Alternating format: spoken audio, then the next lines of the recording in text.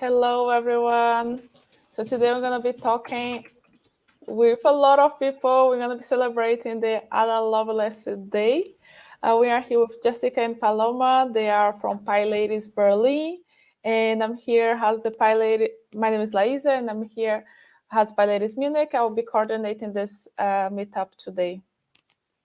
Jessica, maybe you can say some words. Hi, everyone. Happy Ada Lovelace Day. It's really great to be online. Please be generous to us because this is the first time that we're doing this all together with this setup. So it's very exciting, but also a little bit nerve-wracking. And we have a great lineup for you today. And we also have some great prizes. We'll be posting a link to sign up to the raffle shortly. Where you have the opportunity to win some great books. One of the books in the raffle today is actually from a fellow PyLady, which is Naomi Seda. Her book is the Quick Python book. If you're not familiar with it, you can check it out on manning.com, who are also one of the sponsors for today's event. We also have some JetBrains licenses for folks, which is really cool. So you can use PyCharm or any of the IDEs of your choice for the year. And we have some great vouchers also from Comundo, sponsored by Comundo. So this will be also a really nice opportunity to get yourself some goodies. So to kick off with the agenda, we're going to put the slides up, and Paloma, I think, is going to kick off for us. So maybe we're gonna just go over the chapters. So I don't know if you are familiar, here in PyLadies is an international group, but here in Munich we have 4 chapters which are currently active. And we're gonna talk just a little bit about them together with Paloma. She was also gonna introduce a little bit about this special day that was actually yesterday, but we are celebrating today. So here are everything about our chapters. It's PyLadies Munich, PyLadies Karlsruhe, PyLadies Hamburg, and PyLadies Berlin. The PyLadies group has been founded in Los Angeles in 2011, so it makes like 10 years since these groups are active all over the world. And it aims to involve more women in the Python communities today, for example, and to make not only women, but all the minorities and underrepresented. So we are everywhere. Actually, the interesting fact is the country who has more PyLadies all over the world is actually PyLadies Brazil. There are many chapters there, so it's quite interesting. But there are chapters popping up every day. And in the Germany community, there are currently 4 chapters active. What we do? So the PyLadies community, it's kind of a bridge between underrepresented people, women, and minorities to a wider network, and also a place where people can go and they can talk about Python and they can talk about things that they are learning and feel safe in that environment. It's also an international network. As you saw, there are a lot everywhere. So it kind of makes a very huge world community. And bring diversity to tech, it's one of the aims. There are several activities that the PyLadies are working towards. It's actually promoting, educating, and advancing diversity in the Python community with tutorials, with meetups, with a lot of things related to learning, and as well just actually having this network where people can go and can talk about Python. I will introduce a little bit about the chapters, what do they do. And the first one is PyLadies Berlin. I believe it's the first one in the whole Germany, and it's one of the strongest chapter and also the biggest. They do regular monthly meetups.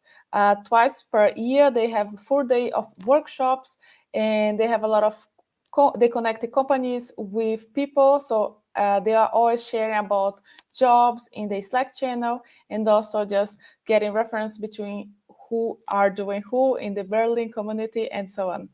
And if you want to access, follow them on Twitter, you can go for @PyLadiesBer, and PyLadies Berlin is the chapter where you can find in the Slacks, and you can also send them an email by berlin@pyladies.com. In case you want to be a speaker, in case maybe you are visiting Berlin, and in case you want to attend the Berlin meetups.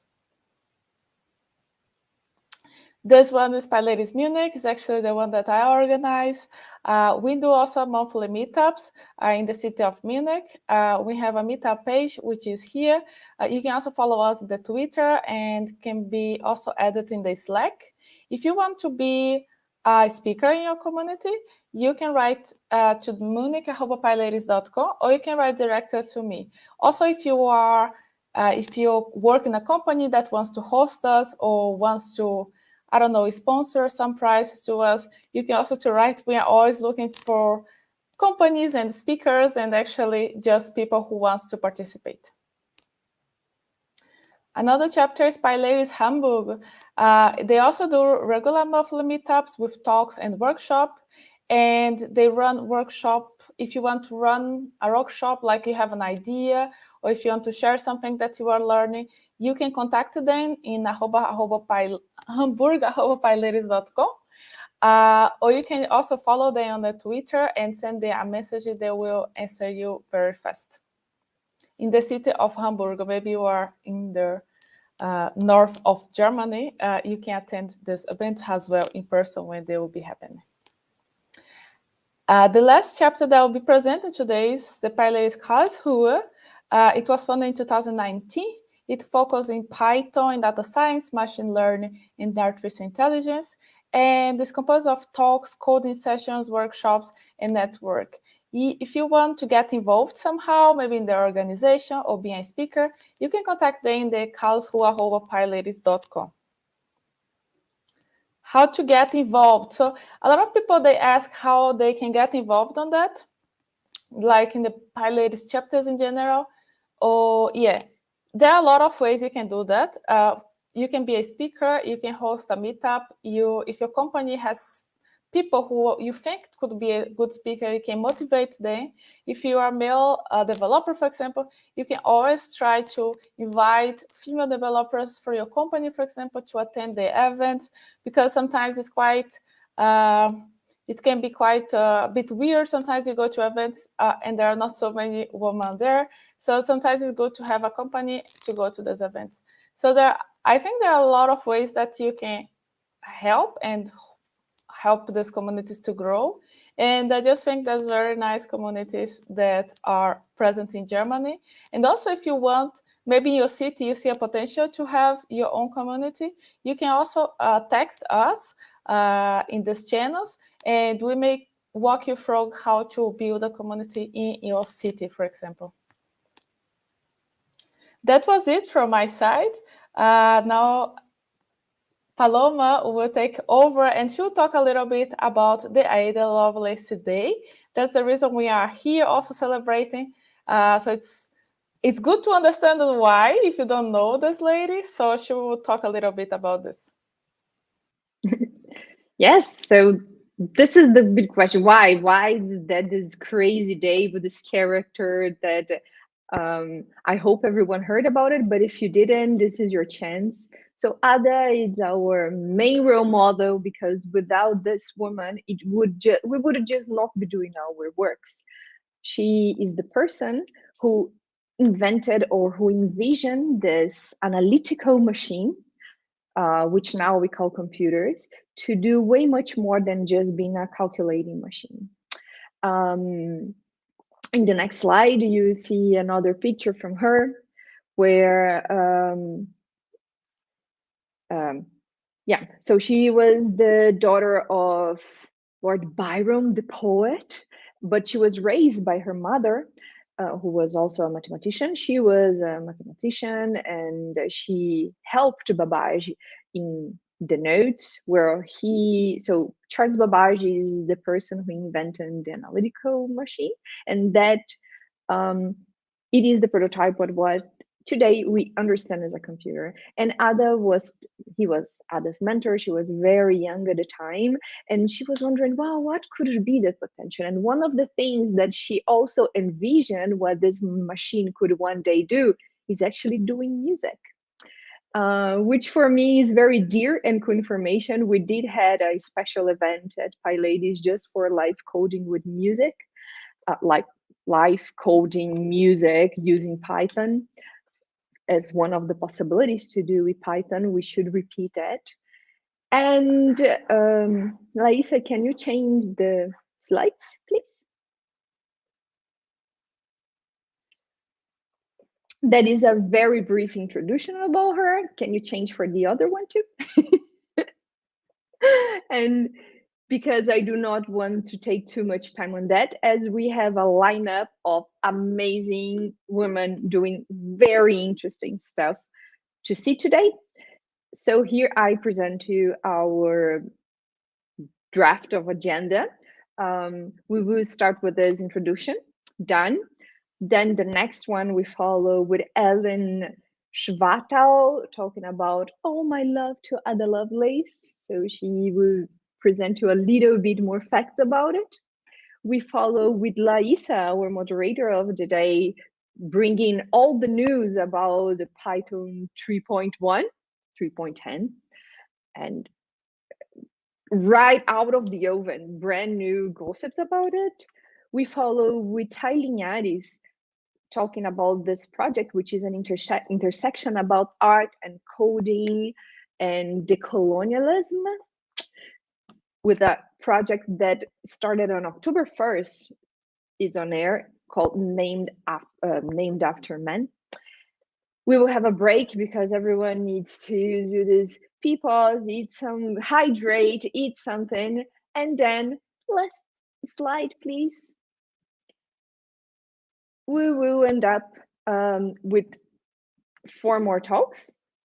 Jessica giving us very important tips about mindful goal setting.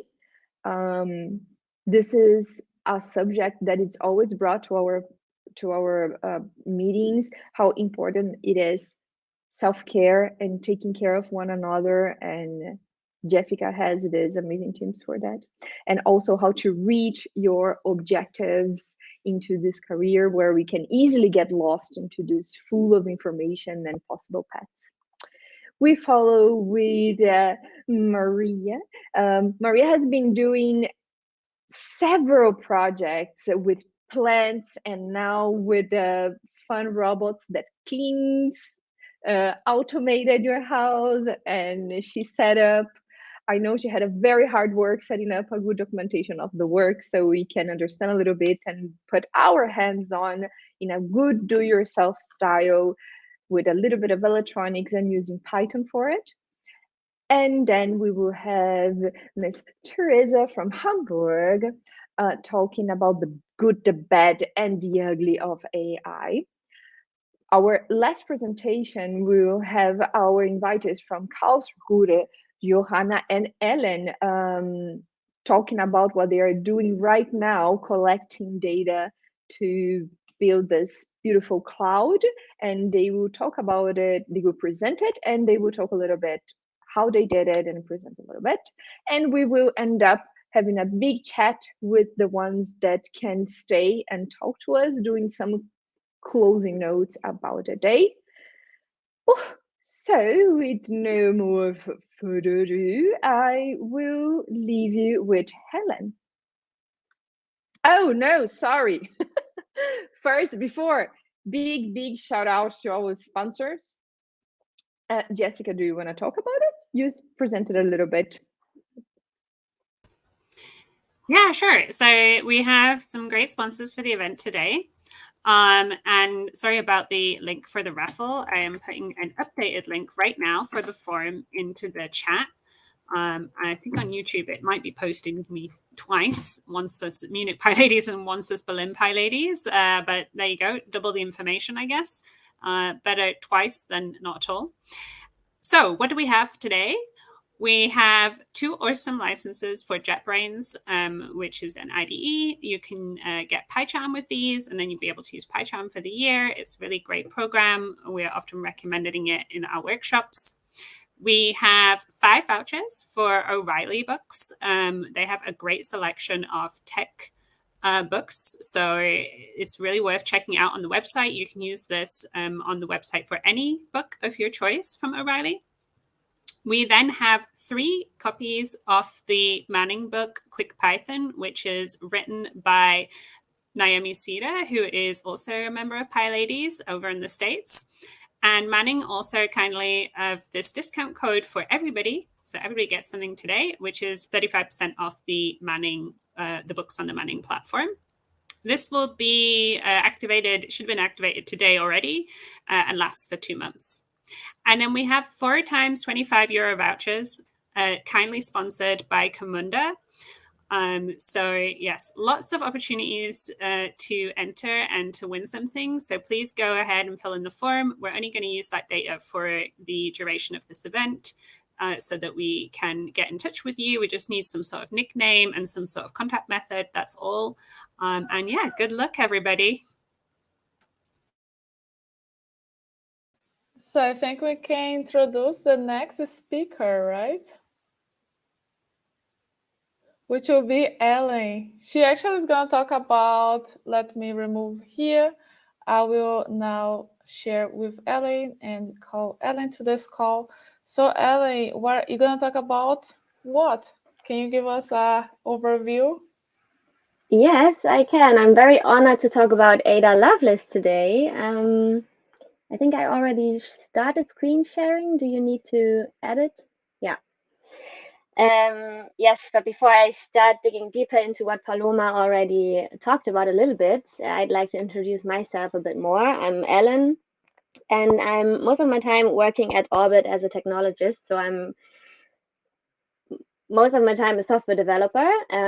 If you want to find out more about Orbit, you can find the name on the top right corner, because Orbit actually, next to my software development stuff, gave me the chance to dig deeper into the past of famous women in tech.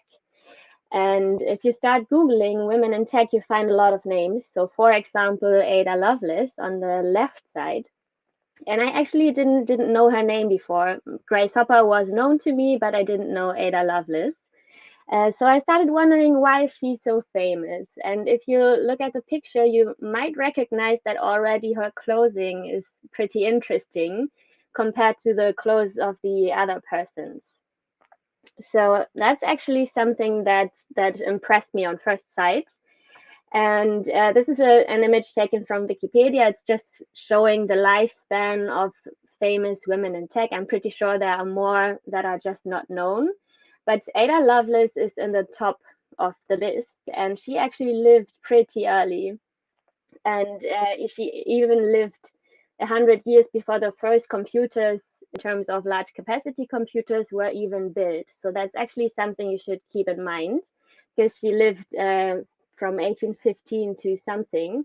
And if you Google Hamburg, because I'm from Hamburg, in the 18th century, that's actually what the pictures look like. So just to give you a bit of context in what time Ada grew up. So let's start from the beginning. She was born in 1815, and actually her parents got divorced or separated 5 months after she was born. And it's the relationship between her mother and her father is pretty important for how her life turned out to be. Because as Paloma also already said, Lord Byron was a poet.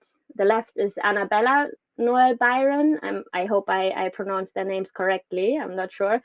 And you might call Lord Byron a former Charlie Sheen, because he was a poet and he loved poetry, but he also loved alcohol and women. So their relationship actually didn't end that well. And to prevent Ada from stepping into the steps of her father, she actually took care of the education of Ada. And that education was pretty scientific. So there was a bit of music and also a bit of painting, but painting, for example, was mostly with a ruler. So her education contained a lot of maths and chemistry and physics. And that I'm pretty sure that Ada got a lot of creativity from her father because of her imagination, but having the support of this education was pretty fundamental for everything that Ada was doing afterwards. For example, when she was 12 years old, she was dreaming about writing a book about flying, and she didn't write the book, but if you remember that the first engine powered flight was in 1903, then like having a 12-year-old person dreaming about a book about flying is pretty amazing. And life back then wasn't easy for women in general, but it also wasn't easy for educated women. Just one other example, some of you might know this person. It's De Morgan. He created a lot of mathematic rules, and he said that the very great tension of mind which they require, and they in this part is the act of performing highest level mathematics, is beyond the strength of a woman's physical power of application. So he was actually saying that only men had the strength to really perform such complex exercises. And he was actually already one of the more progressive and modern people with a more modern view on female education back then. So let's just keep it like that. He wasn't, yeah, let's just keep it like that. In 1833, Ada was 17, and she was actually introduced to the society. And that was, back then, that was a ball with dresses and people who they got to know. And there she met Charles Babbage, or Babbage, and he was 42 when he meets Ada for the first time. Don't worry, it's not the start of the marriage and the 3 kids.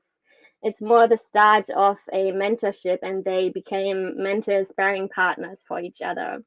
Because at that time, Charles was a mathematician, a philosopher, and also an innovator.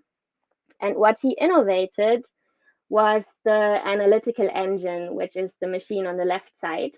One fun fact concerning this machine: to calculate multiplication with 20 digits took this machine 3 minutes.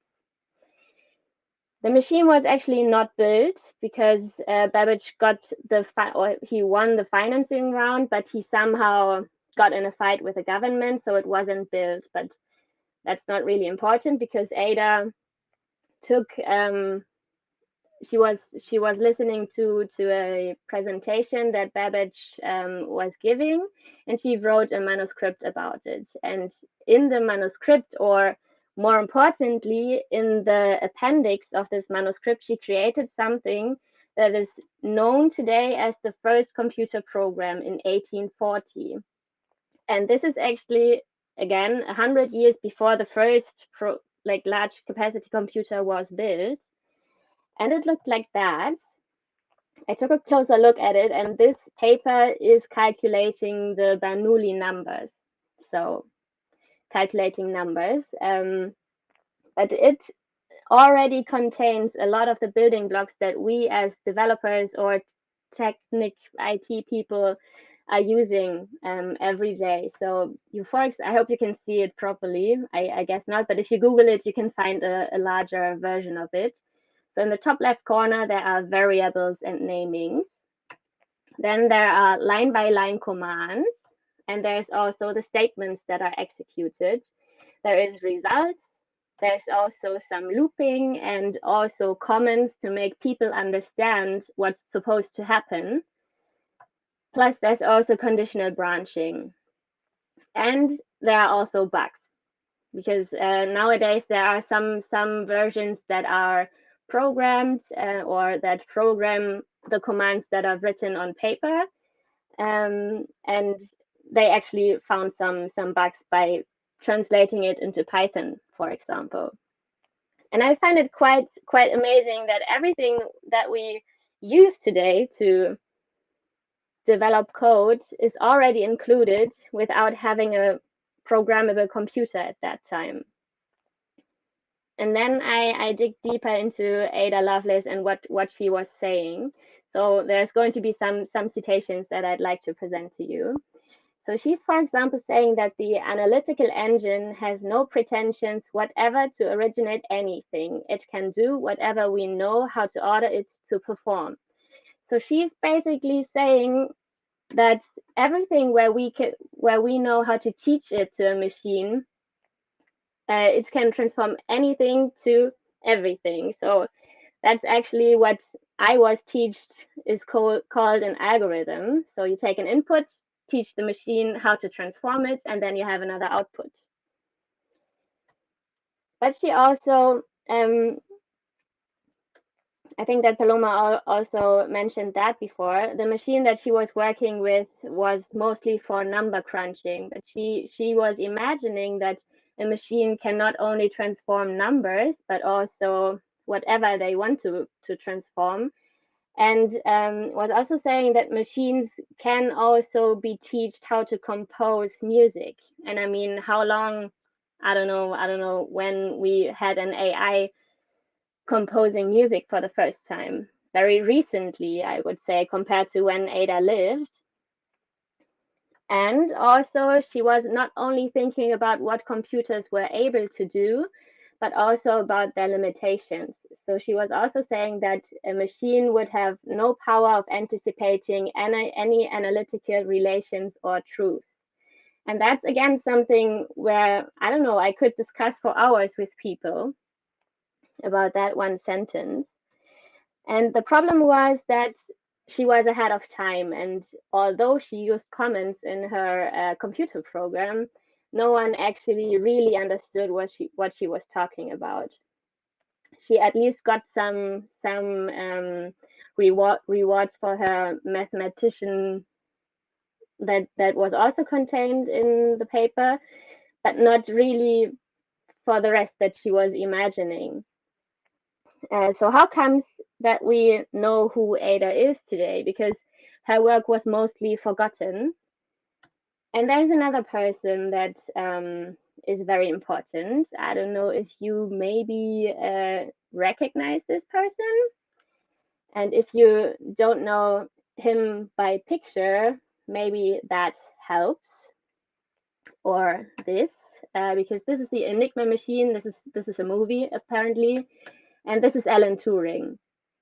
And what he was doing is he actually found Ada's work, and he was writing a paper, and he was trying to answer the question, computer machinery and intelligence. I propose to consider the question, can machines think?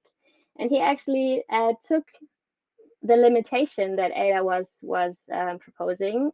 She was saying it can follow analysis, but it has no power of anticipating any analytical relations or truths. And he was saying that her objection is tantamount to saying that computers can never take us by surprise. Indeed, they can. So if this is not an example of asynchronous communication, what is? And I'd really love to know, to have them in a room today and ask them the question, can they? And just let them discuss and listen to them. We can't, but yeah, since he was mentioning Ada was at least back on the table of the society. The funny thing is that people were now questioning, did she really do it herself?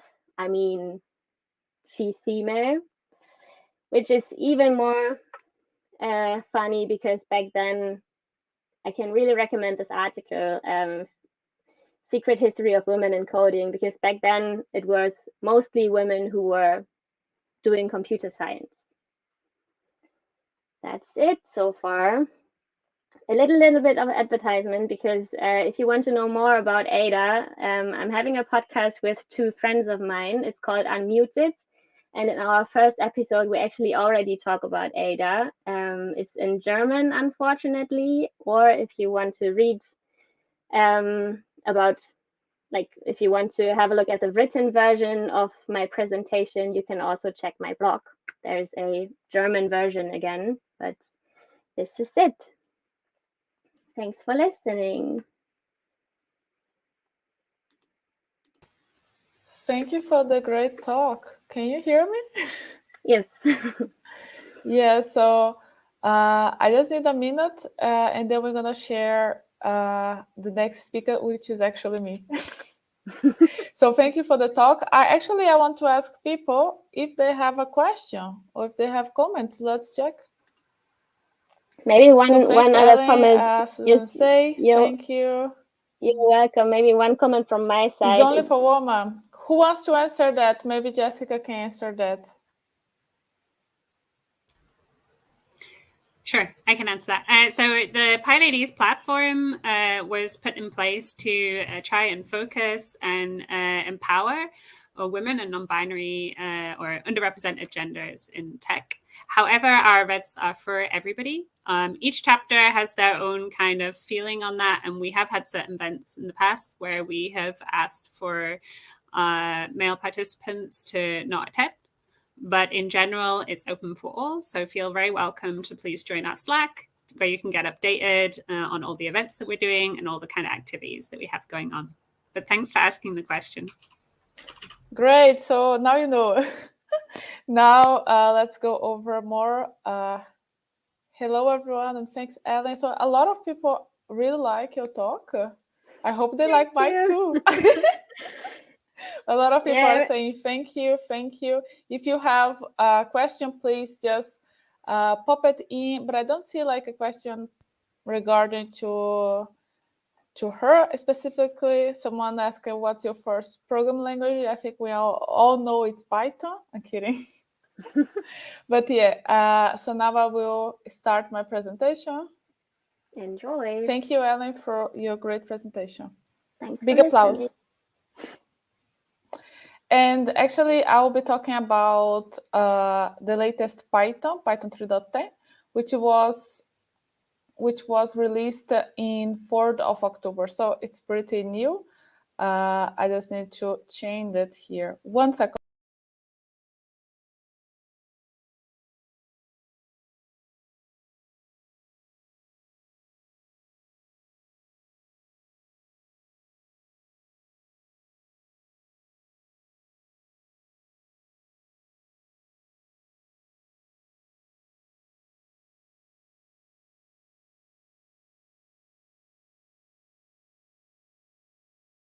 Actually, 1 second, I'm not being able to share my own screen for some reason.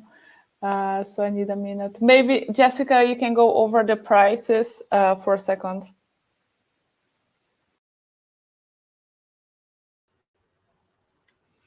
Yeah, of course.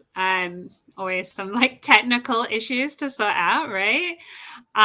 So the prizes for today, we have a number of books. We have 3 copies of Naomi Sada's The Quick Python book, which is really awesome. I can definitely recommend it. She's also a fellow PyLady. We also have 5 gift vouchers for O'Reilly books. We have 2 licenses for JetBrains, who make the IDE PyCharm, which is really great for if you're coding in Python, but they also have IDEs for other languages. And we also have 4 €25 vouchers, kindly sponsored from Camundo. So really great prizes. Please sign up in the forum. We're just using that information just to run the raffle, and we'll delete it later. But yeah, wishing everyone a lot of good luck. And if you're back already, I will pass back over to you. Thank you. So actually, yeah, now we can start it. I will talk about Python 3.10. I'm not sure if you're aware, but it was released in 4th of October of this year. And it's a very interesting Python release because it included things like beta error messages, different things for typing, the latest ones. And the best thing that actually I thought it included pattern matching. So I will go over this kind of feature with you today.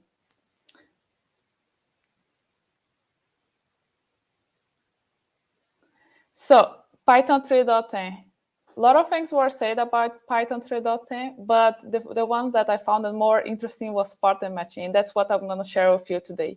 So I will give you a basics, what is pattern matching and how you can use it. A little bit about me. My name is Laísa. I am Laísa Ochoa. You can find my GitHub here, and I have been backend developer in Munich for about 3 years, and I have been working with Python for about 4 years. I have been participating in a lot of Python communities, including PyLadies Munich, PyCon Odessa, and PyCon Web here in Munich. I really like dystopian books, tea, and Carnival because I'm from Brazil, so I like Carnival. A little bit about what we're going to be talking today. One thing is we're going to go over what's Python 3.10. We're also going to talk about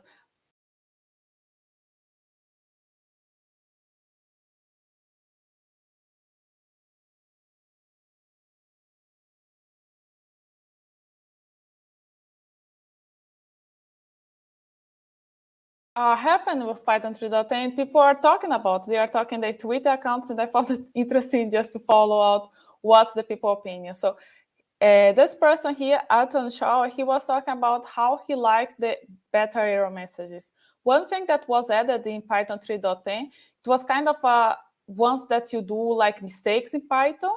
Before it was quite hard to find that where was the mistake and the reason why this mistake happened. But in Python 3.10, the new way is like kind of giving you hints where the mistake is and also like suggestions. So it's quite, it feels smarter also the latest version of Python, and it's more, for me, more friendly for beginners, because in the beginning, you don't know exactly what the syntax error means or how it could be fixed. So it takes some time to find out, but with this error message, it's kind of take you in your hand and guide you where you should be fixing.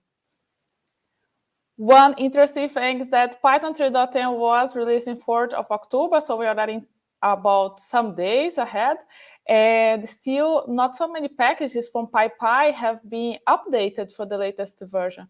So a lot of people are trying to look for the Circus images and update it right now. And as you all know, right now it's happening the Hacktoberfest, which is when you contributed to open source softwares, and in exchange to that, you get a t-shirt. So as a tip, if a project is in PyPy, you can find all the projects here, pyreadiness.org 3.10. If a project in PyPy there and you want to contribute and update to the latest version, I think this is the time, and you can end up maybe participating in the Hacktoberfest and getting the t-shirt. So it's also interesting that so many of the projects, like about 90%, are not updated yet. So go ahead and check it out. Breaking chains. Yes, it does break. It's not like just you're going to click it there and it's going to be updating. No. Why? Because the latest Python was Python 3.9.7, and this one is Python 3.10, which makes 2 minor versions be updated, so 2 digits of minor versions. But this is actually a lot, and you can find incompatibility. Although the core developers, they really try to keep all the compatibilities between the versions, but there is always like a package that will differ in future version. And I guess everyone kind of have this feeling when you are updating from one version to another. There was also a party. So it was really a special release of Python 3.10 because this was one of the reasons is that now there are people who actually are hired for the Python Software Foundation to be the Python core developer. So people who are actually working 100% of their time in the Python environment. So not only has a maintainer in their free time, but has really a full-time job. So that's quite nice. And another thing that is also nice is that they had a party between the core developers to discuss what was released and just what is the release process.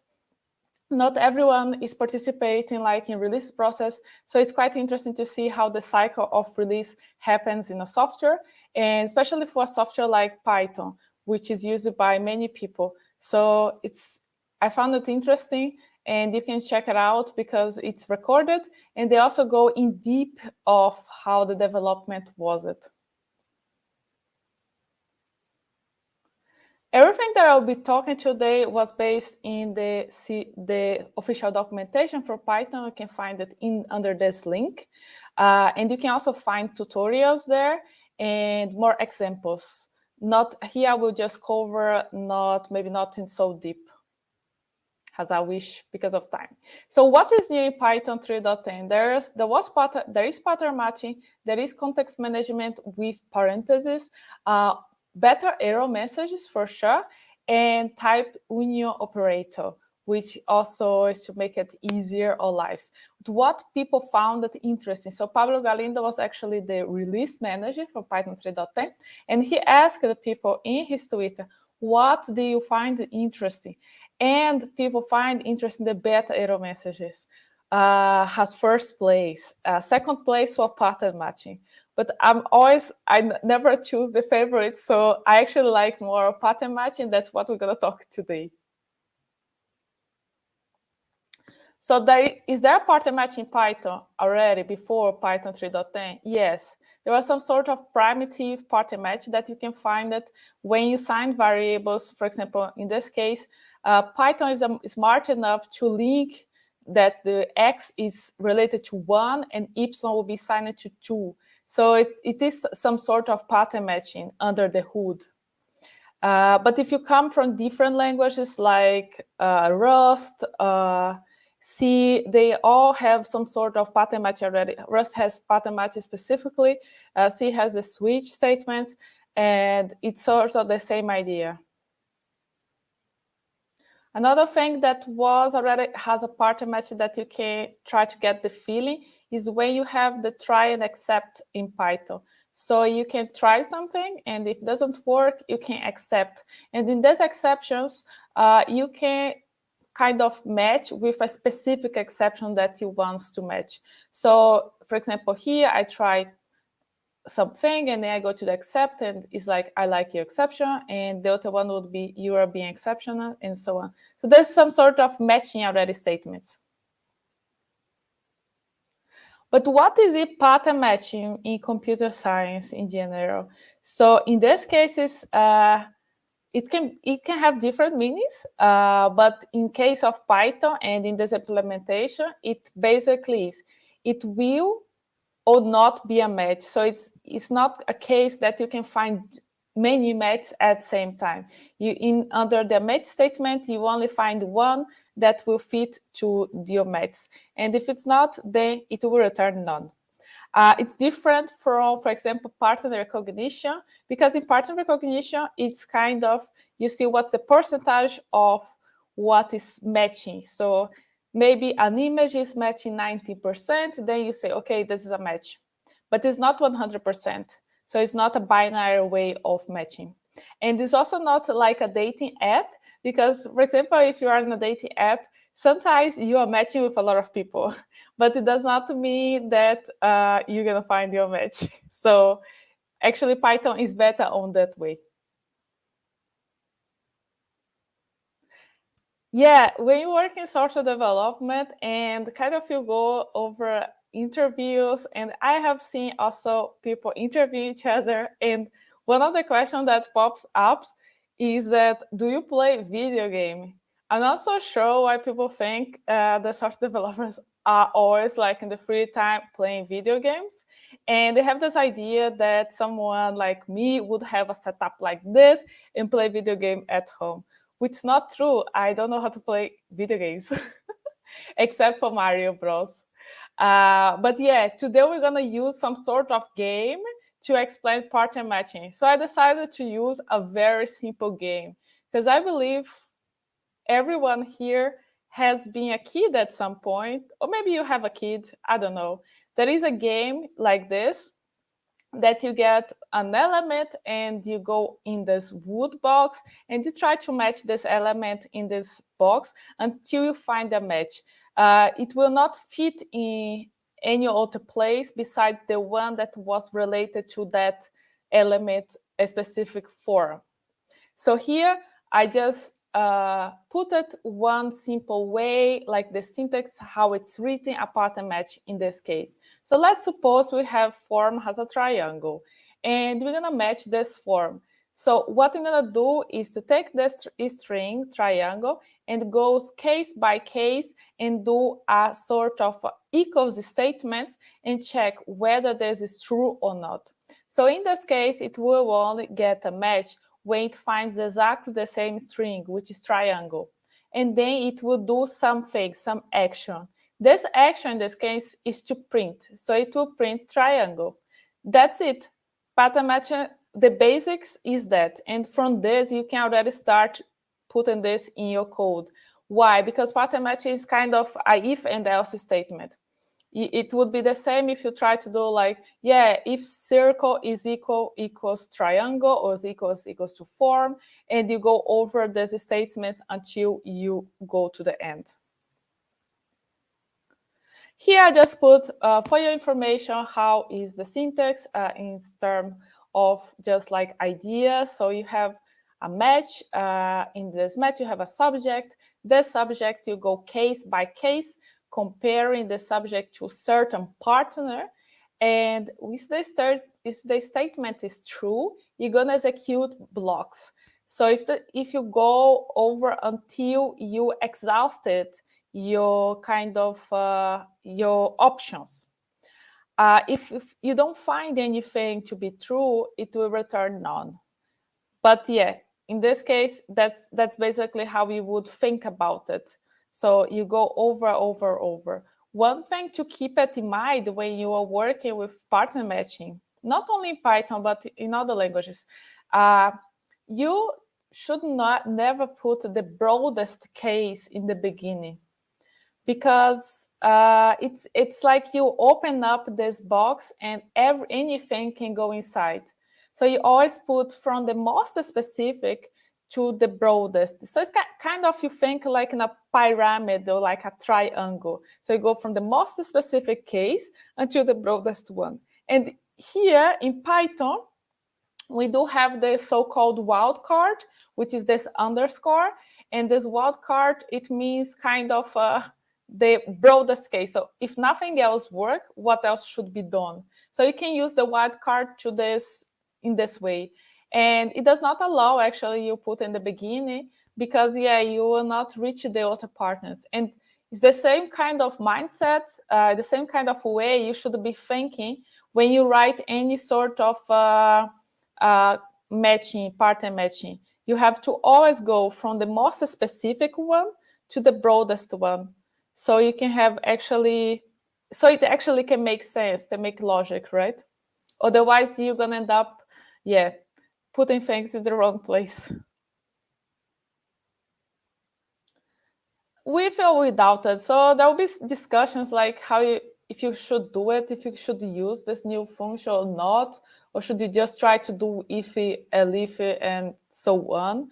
But here I just put a simple example to see how it will make the code more readable, which is actually like if you compare the way you do with pattern matching and the way you would have to do without pattern matching. Without pattern matching, it could be easier to make a mistake and also harder for someone to read your code. Not only that, but it also repeats things. So in this case, in this particular case, that you can see it here, I can receive an element of a string and I can go over in different cases. One interesting thing here is that, for example, there is a new way to do things. If you have a second element, you can kind of bind this element to a variable that you don't know yet, like what's the value. But I can already see here, okay, whatever is in the second element, I want to reuse it here. So it's quite cool, this. And if you have to do this without the pattern match, you will have to access the element in the string and check what is there. And actually, you also have to create this element here to be used. So I think it's just like harder to follow. And in this case, you really can take advantage of the fact that pattern matches allows you to bind elements and just reuse them in your match statement and so on. And for example, here you can also see the wildcard. So for me, in this case, this first code is more clean than the second one. And it's just like, I think also easier to write. I took a look, whatever is faster. Is it faster with the match? Is it faster without the match? I found out that with the match, it's faster. So if you are wondering that, you can also try out with the IPython and using this function %time_it, which will give you some average of time for your function. I normally do this for some small code, but yeah, it's interesting that it's actually faster. Not only more readable, but faster. I tried also with the wildcard, like this one will not match anything, so it has to go over all the statement. And again, I conclude that it's faster. It's much faster with the match, using the match. So what else is out there about pattern matching? Another thing that is interesting is that the fact that you can just, for example, here, you don't need to do the equal statement. So you can just put the variable that you want to match or the value that you want to match, and it will match for you. So if you want to do this with the if and else, you would have to use the equals equal statement.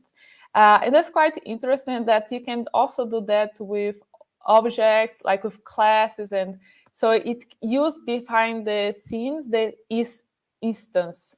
And if here I put as an integer, but you can also use it as a true, a false, and so on. It will work the same way. The only difference here is that if you use case true, here in the if, it would be equivalent if this number is true, for example.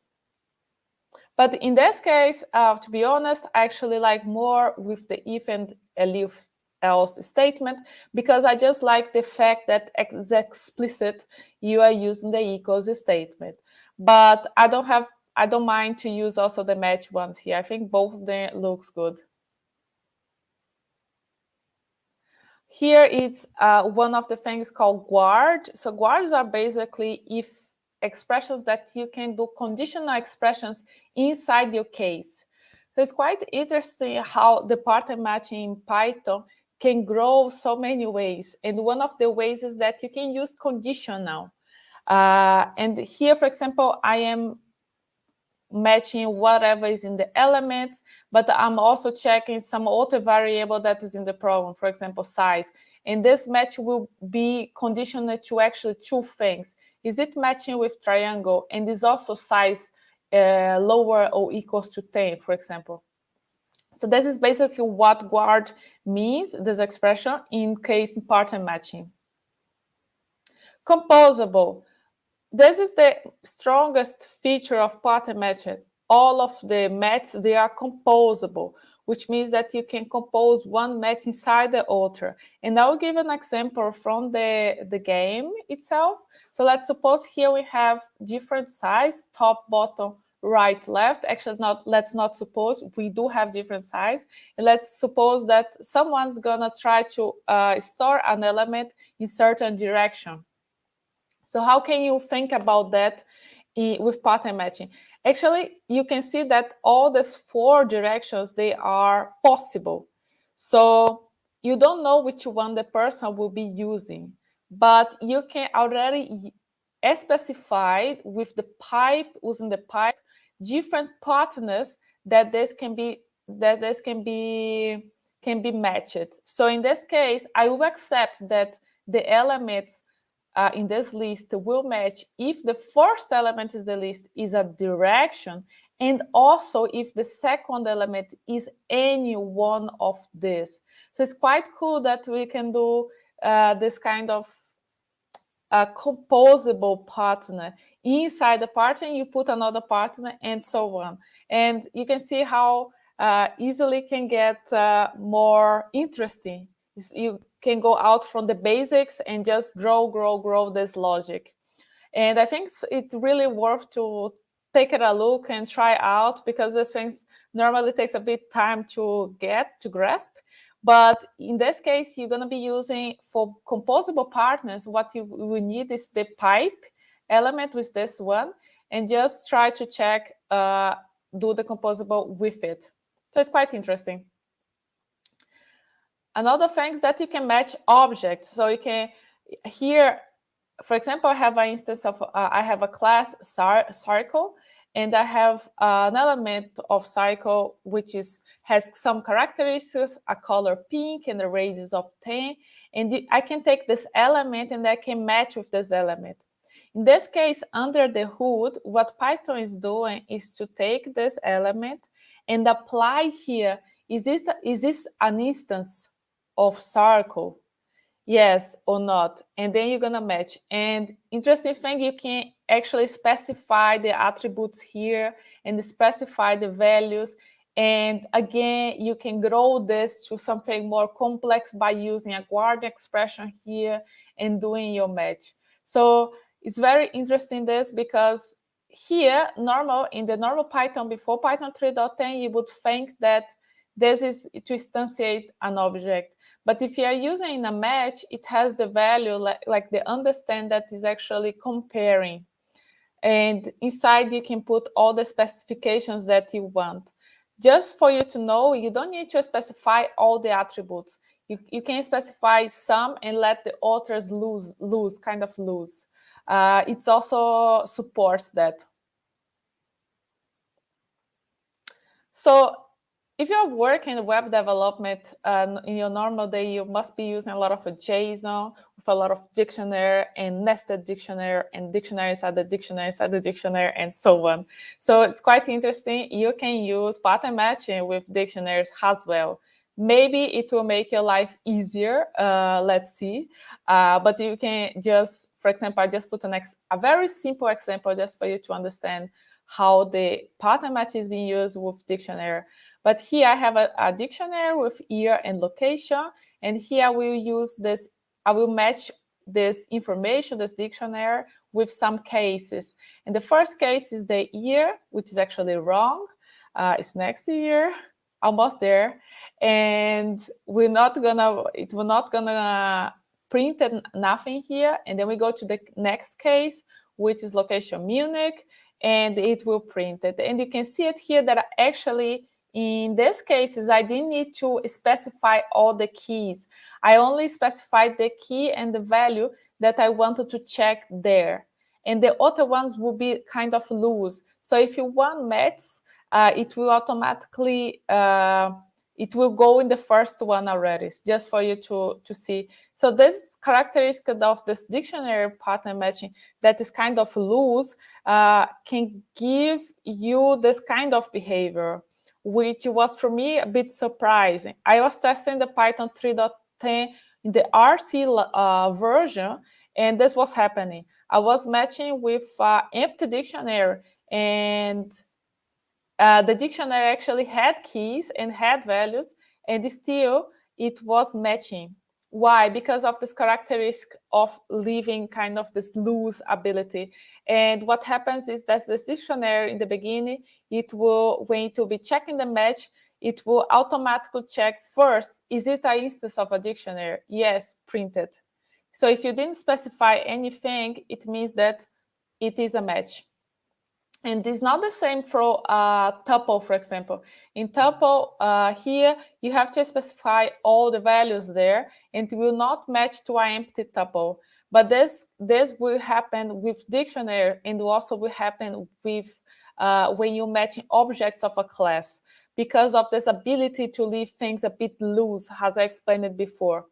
And actually, I put it in my Twitter. I got some answer for some people explaining, and if you want to check, I think you can also go there and check, because there are more explanations. So final thoughts on that.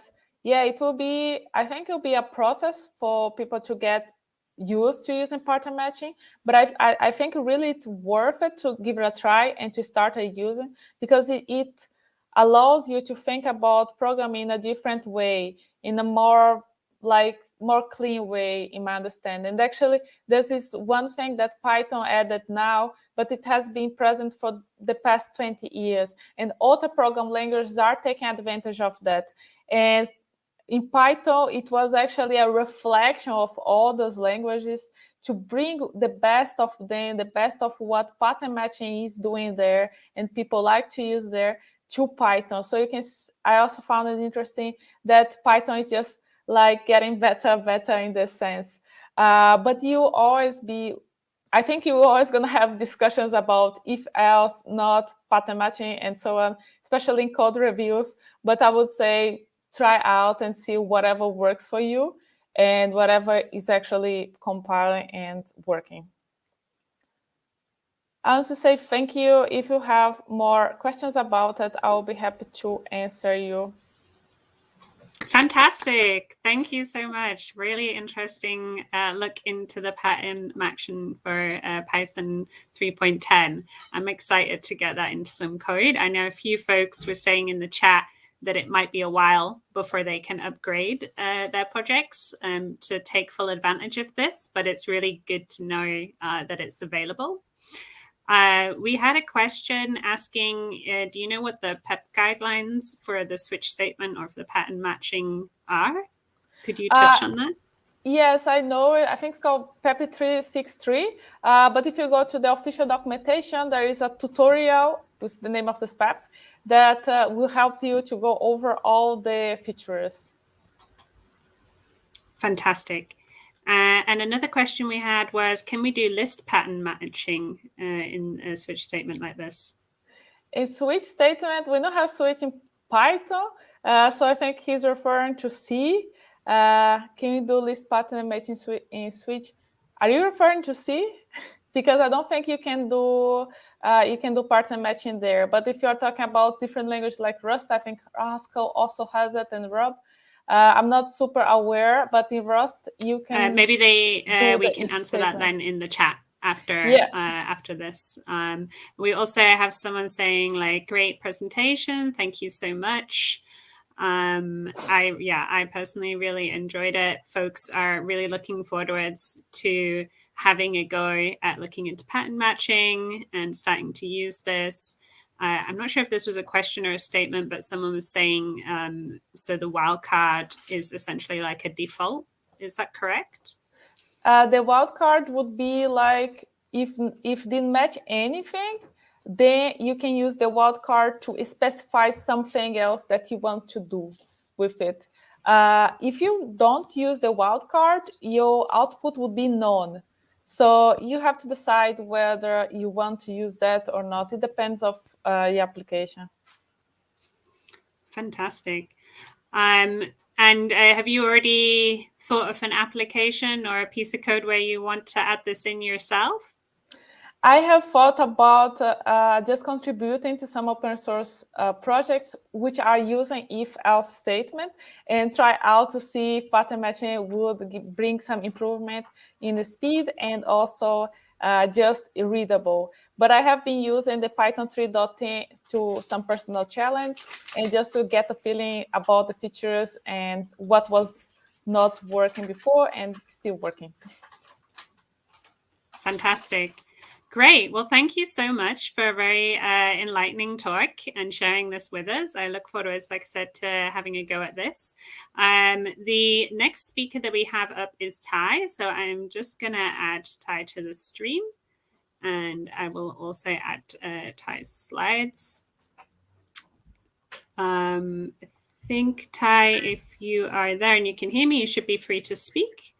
Yes. Can you hear me? Fantastic. Yeah, I can hear you. So maybe you want to put the slides into present mode, and then I think we're good to go. All right. Yeah. So really excited for your presentation. I love the project. If folks are not already following it on Instagram and Twitter, please go ahead and do it. You get to learn something new every day. It is really awesome. And I will hand over to you, Ty. Thank you very much. With such a mentor, yeah, I just have to thank PyLadies community for helping me putting this project online. That was really great. And yeah, so my name is PyLadies. I'm here to present you my newest project named After Man, that has as a goal to reflect about these connections between sciences and colonialism. And I couldn't do this without, first of all, explaining you what are my motivations to start this project. So some years ago, I started to ask myself who I am.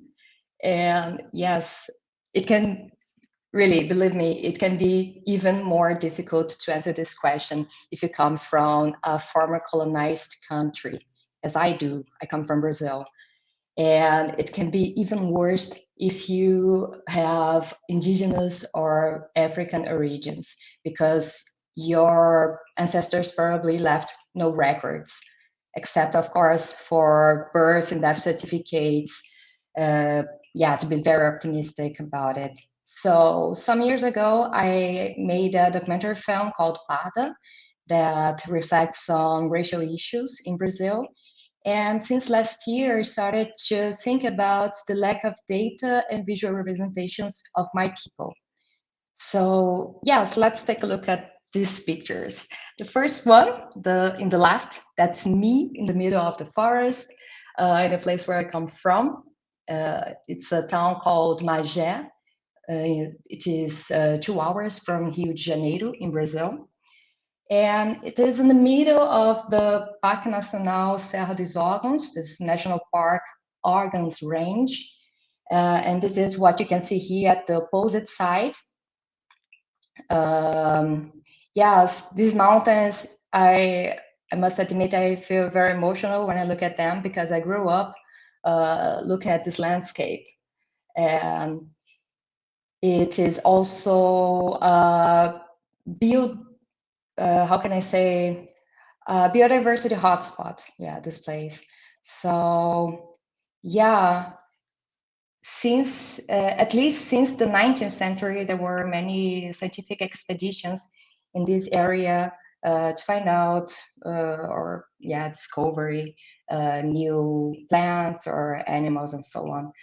And here in the middle, this painting has been made in one of these scientific expeditions.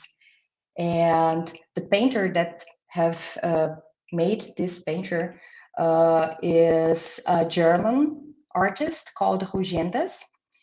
And he painted it in 1820, that is 200 years ago.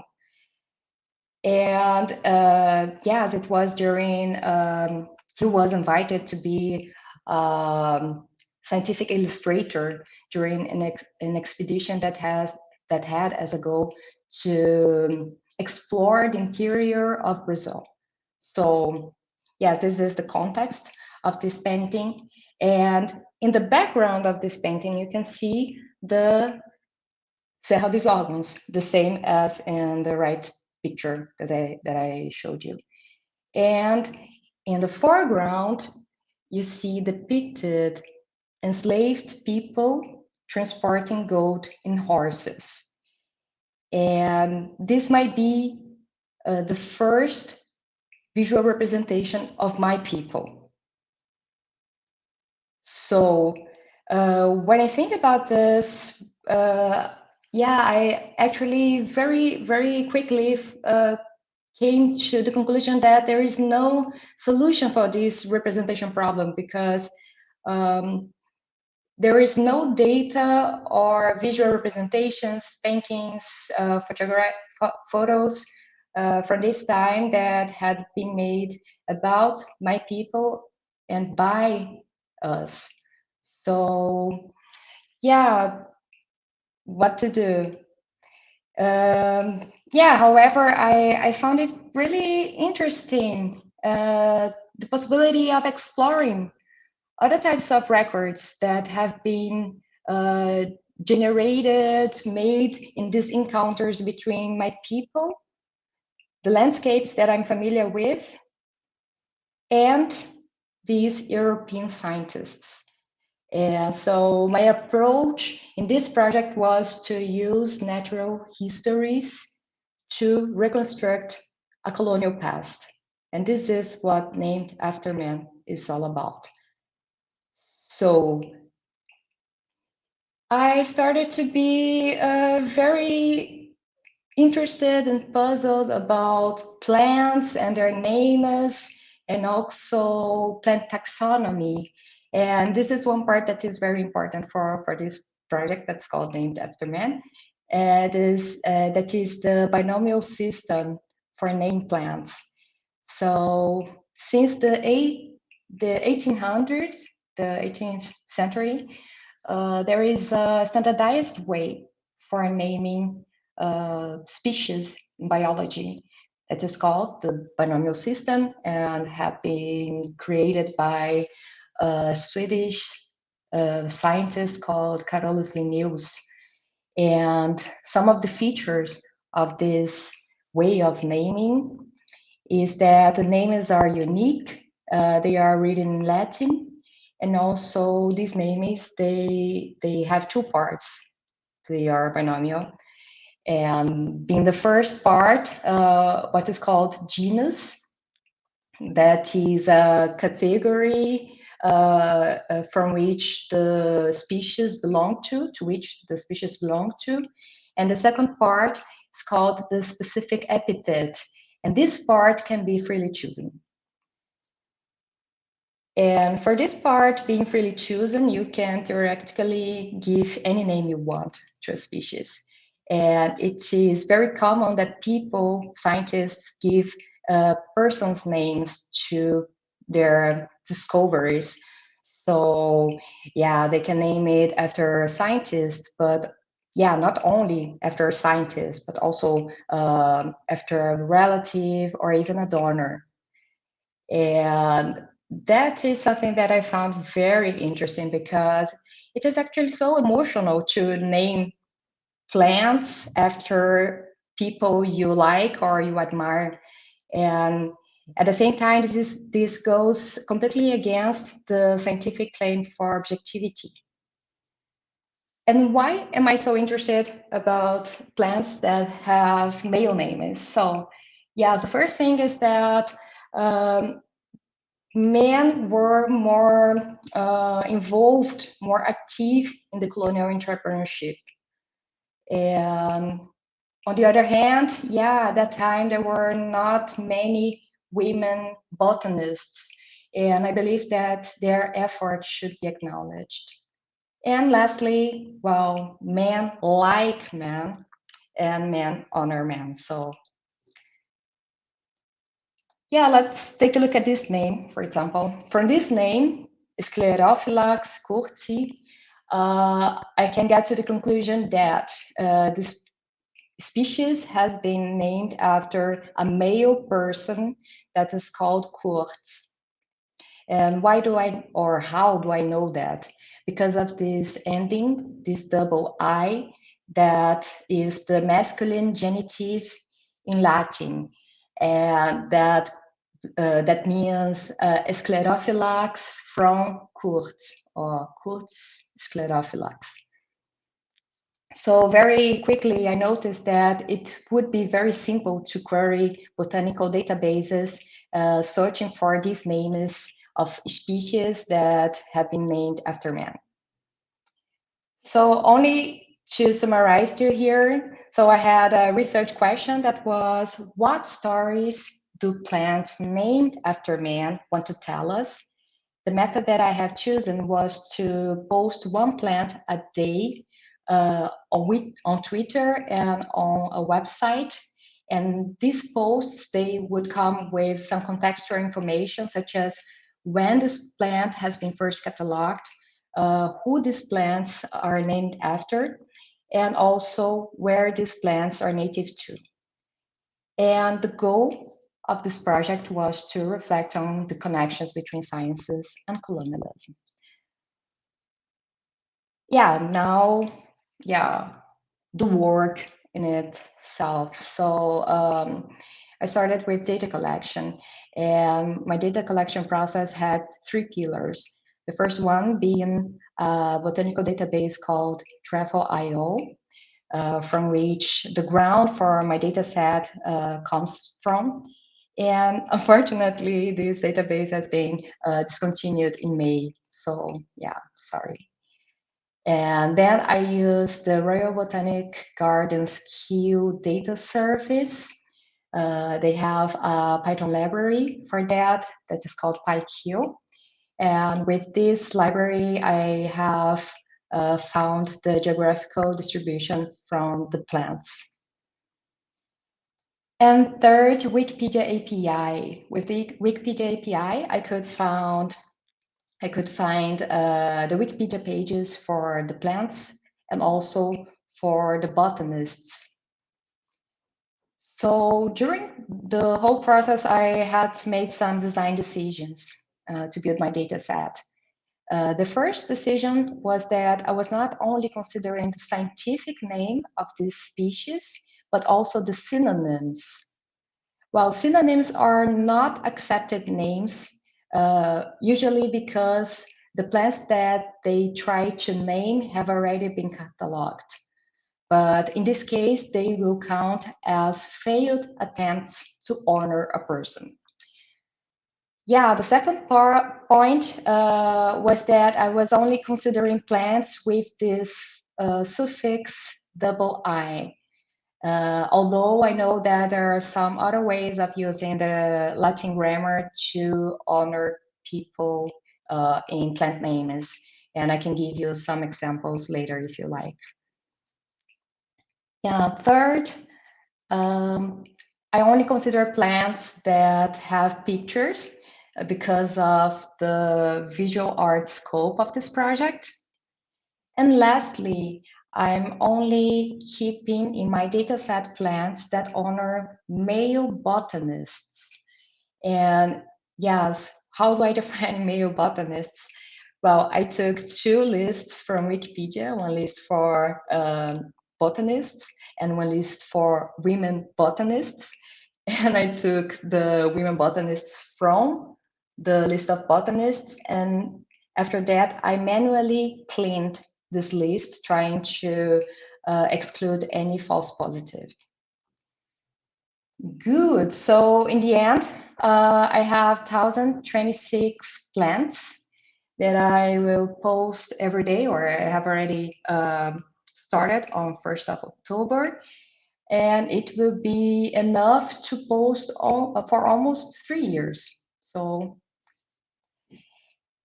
and yeah, next was to build the bot that would post daily this content. And I won't go very deep into it because yes, the code is on GitHub, so you can take a look at this there. I'll just give you an idea of what it does, and it basically gets a plant from my data set, my database, and it formats these different posts, one for Twitter and one for my WordPress website, and then it posts on Twitter and on WordPress. So it has some interesting features, such as it controls for tweet text length, and also, yeah, it uses some attributes for that, and it also posts image placeholder in case the image source fails. And the most important for me is that it emails me in case the code throws an exception. So yeah, in the end, we have these channels for the project. That is the website here in the middle, where we have daily posts. Each post has a picture and a text that is written in first person, as though the plant was introducing itself. And yes, in this short text, it says its name, the synonyms, and when it was first cataloged. There's also links for the Wikipedia pages for the plant and also for the botanists that this plant pay homage to. And we also have this tag cloud, a tag cloud for geographical regions where these plants come from. So with this tag cloud, you can have an idea of what are the regions in the world that are more represented in our data sets. And also there is a calendar where you can see which plant was posted in each one of the days. Besides also some articles explaining the ideas behind the project itself. Yeah. Secondly, we have my Twitter account where I post every day. So if you want to see the plant of the day, then just follow me there. And also we have 2 Instagram accounts, one for the project updates that is named after man. And in this account, I also post some things that I end up discovering during this process. That's really interesting because yes, as it is automated, I end up learning things or things that I really didn't know. I don't know the whole data set, but yeah, so by looking at the links that I provide in the project, I can also find out some stories that I think are worth to share with you. So this is what I do in this Instagram account called Named After Man. And the second one is some kind of creative space named by us. So in this account, we try to find names for new plant discoveries. So yeah, that's it. If you want, you can find me on social media. I can also send me an email with questions or yeah, if you want to contribute in any sense, I'm there. And yeah, if we have more time, I can also show you some of my discoveries. And yeah, I would be very glad to have some questions. Thank you very much. Thank you, Ty, for your talk. That was really, really cool. And I think we have some comments. This is super interesting talk. Jürgen is more into mushrooms, but the taxonomic system is the same. And someone also mentioned that, yeah, 3 names. Okay, that's so also interesting. And okay, how are newly discovered plants named today? Is there still a gender bias? Yeah, for sure, still. And this is very interesting. Also, this is something that I would like to research a little bit more because there is a code for naming plants that's called the Shenzhen Code. And yeah, one example is that in this code, there's no guideline, for example, to name plants after non-binary people. So yeah, it's really, yeah, there is a male way of using the Latin language and yeah, the male one. Although I think, yeah, Latin has also gender neutral. So yes, I really don't know exactly how it works, but yeah, that's really complicated. I think they haven't thought a lot about that still. Okay. I have a question. Do you see some way that this can be avoided? It can do better in the future. So these plants are starting to have different names, more inclusive.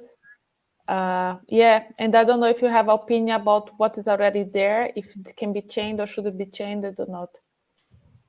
Yes, yes, I'm sure that there are better ways of doing this and also better people to be honored with these plant names. For example, people who really were important for the conservation of these plants, indigenous people, indigenous groups. So there is already something happening. I have seen, I have written an article about student that named some plants after important indigenous leaderships in Brazil. So yeah, I'm really optimistic about this. I think this is the right moment to start questioning and also trying to find new ways of doing the And same. there was also an interesting question. No, this one I found interesting. Will be there named after woman's sister channel? That would be also nice, right? Yes, why not? Let's see. But yeah, I think the project has this goal of trying to find the stories, and yes, this link to colonialism, I think it's very important. So I think when we make the named after women, it will be to celebrate them, no, and not to question the situation. There's another question on what is the ratio of plants named after men versus those named after women? I think Yeah, in Latin. Yeah. that's something important to mention. My data set is not representative, and yes, it's biased, as I have shown you that, yeah, for example, I just consider plants that have pictures, or yeah, there are some aspects that made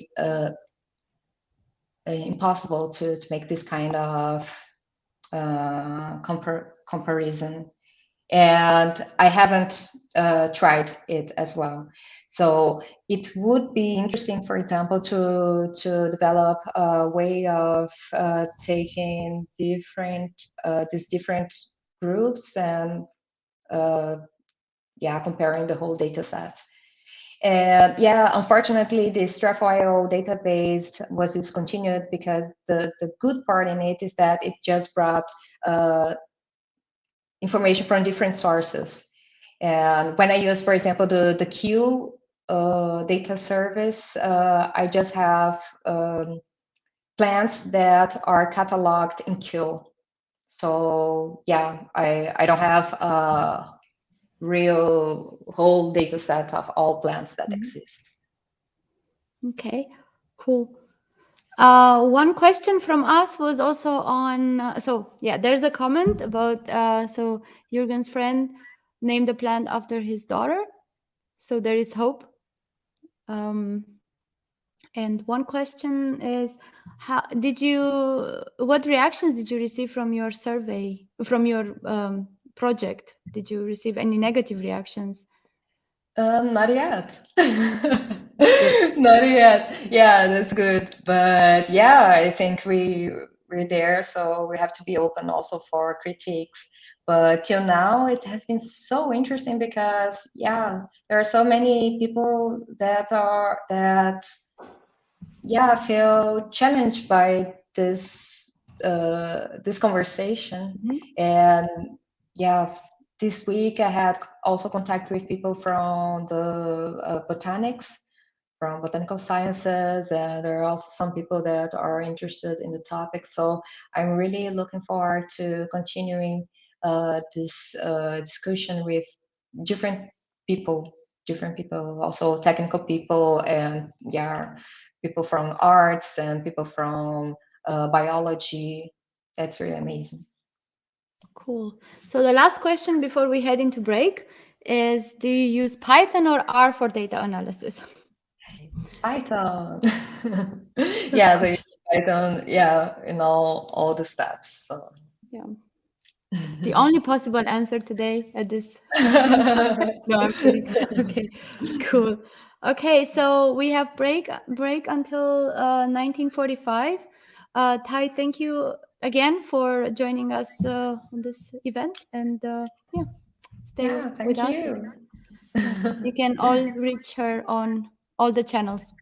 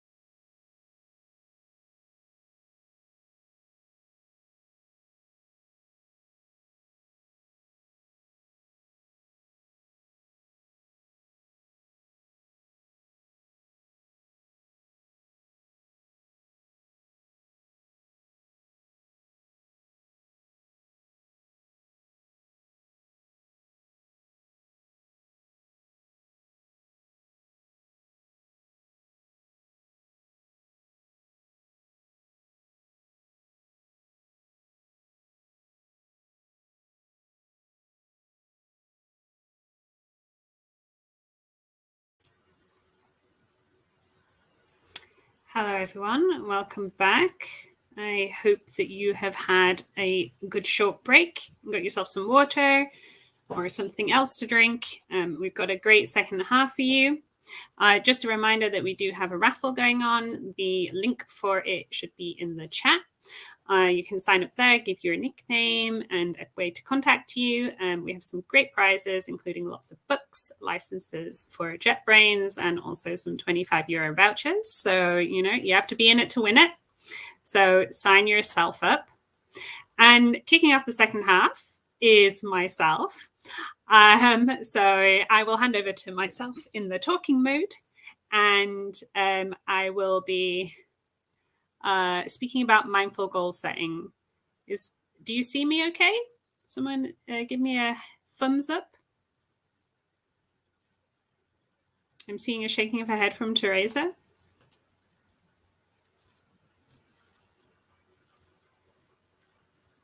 Yeah? Okay. Perfect. All right. So kicking off, mindful goal setting. Well, first, I'm just going to okay. Sorry, I'm saying some people are seeing a black screen. Do you at least see my slides? If so, I will continue speaking. If you don't see the slides, I will stop.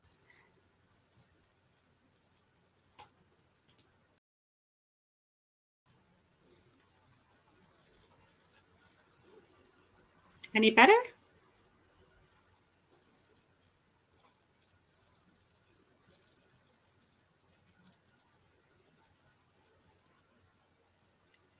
I also do not hear you, unfortunately. So I can see you.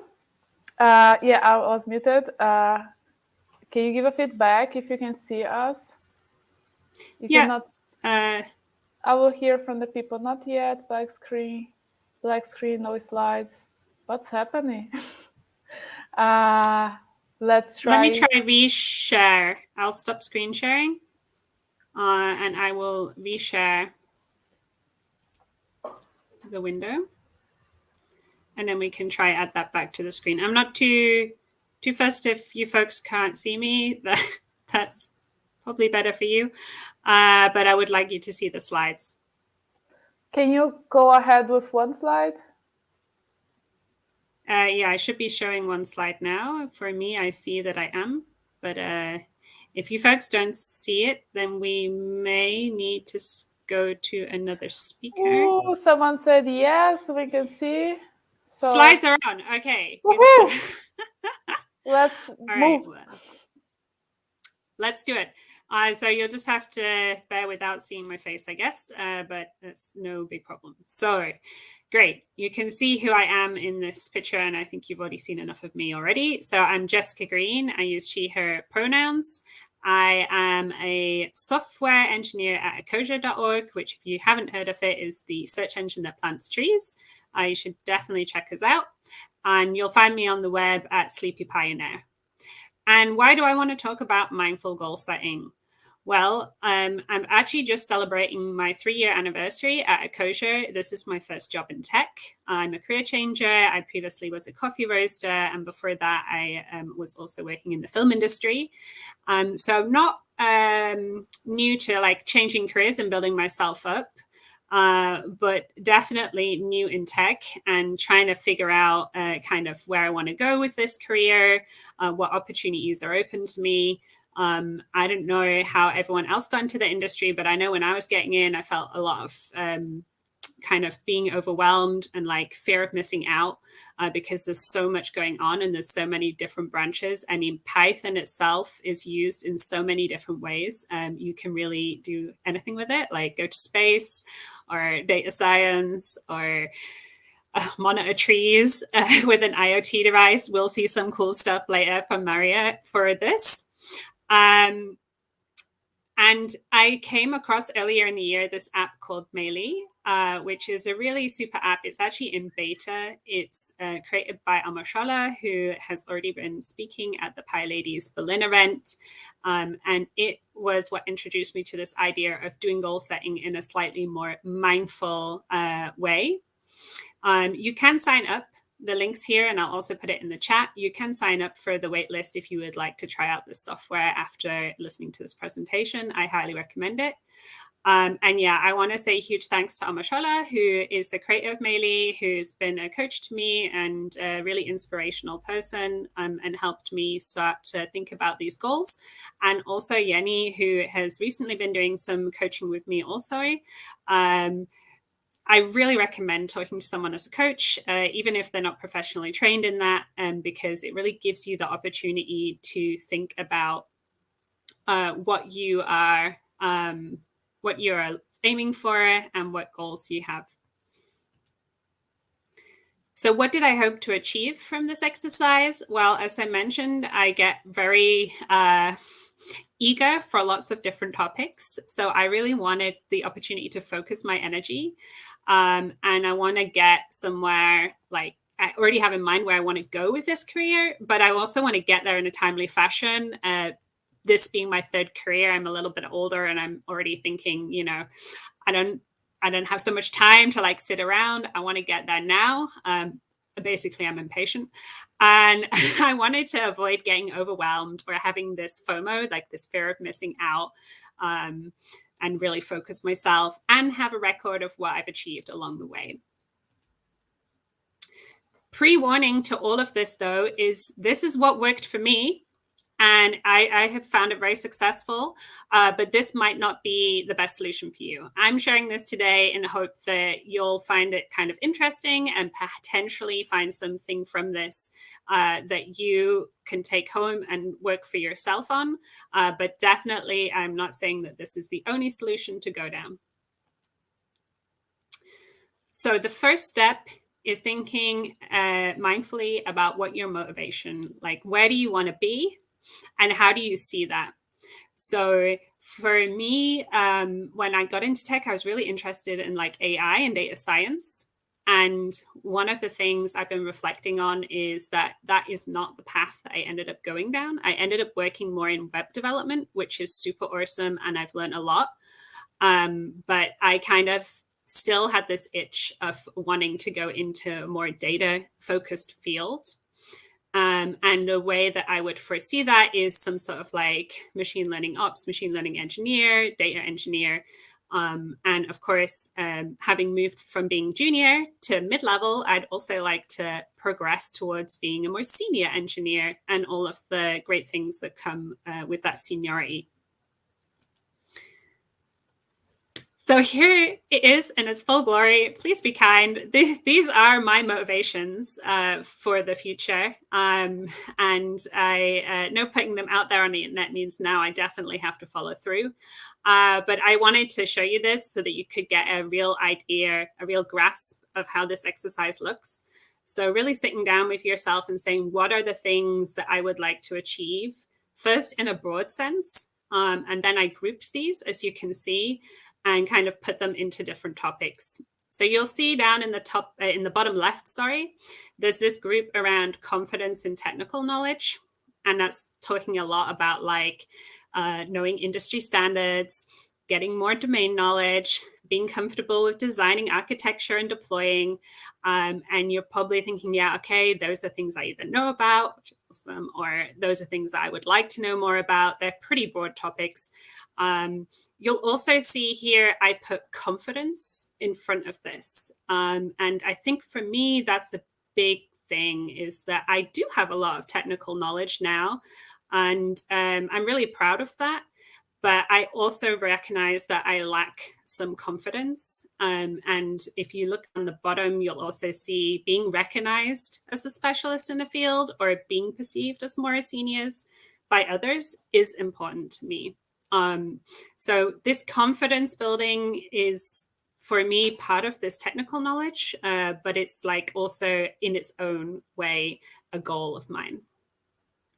So after grouping, the next thing you want to do is really break these down into what they call SMART goals. So SMART stands for specific, measurable, attainable, relevant, and time-based. And this is something that you can, really then like tick off, so to say. So it is a very specific goal. that you can measure in some way. So potentially that's like a couple of days reading a book a couple of days a week. Like, I mean, I'm talking about professional goals, but I also apply this to more personal goals. I just did not want to share them on the internet. Attainable.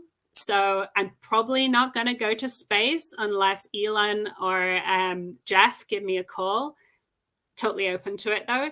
But the goals that I've set for myself are a little bit more in the realm of what I can actually achieve. Relevant. So they should be relevant to these motivations that I've set myself. And this is one of the great things of, if your goal is not relevant to the motivation of where you want to go, then maybe that is not a goal to focus on right now. And time-based. So saying like, I want to achieve this for the next 6 months, or I want to achieve this by October 2022, for example.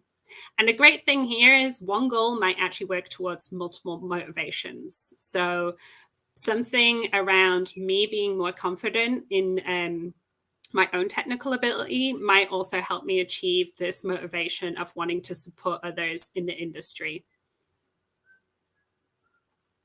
I'm not going to argue with you, Brett, but it's a fair point. So some examples of what my goals are finishing a course and a personal project, implementing those learnings every 6 months. So I just started with a machine learning Zoom camp run by someone here in Berlin, which has been really great. And that I hope will work towards this motivation of building my confidence. And I have another goal, which is very specific, of wanting by next year to be ML Ops certified, so machine learning operations certified, probably with AWS. And these kind of lean into each other because one of the courses I will do will be training towards that certification. So that's just 2 goals. Of course, I have more, but just for the size of this presentation, I'm moving a little bit quickly. So the next thing you want to do when you have all of these goals is map them out. And kind of then you can get a sense of what kind of timeline you're looking at. And that for me was kind of important because before I started doing this, I had many goals that I was trying to do simultaneously, and that really didn't work out.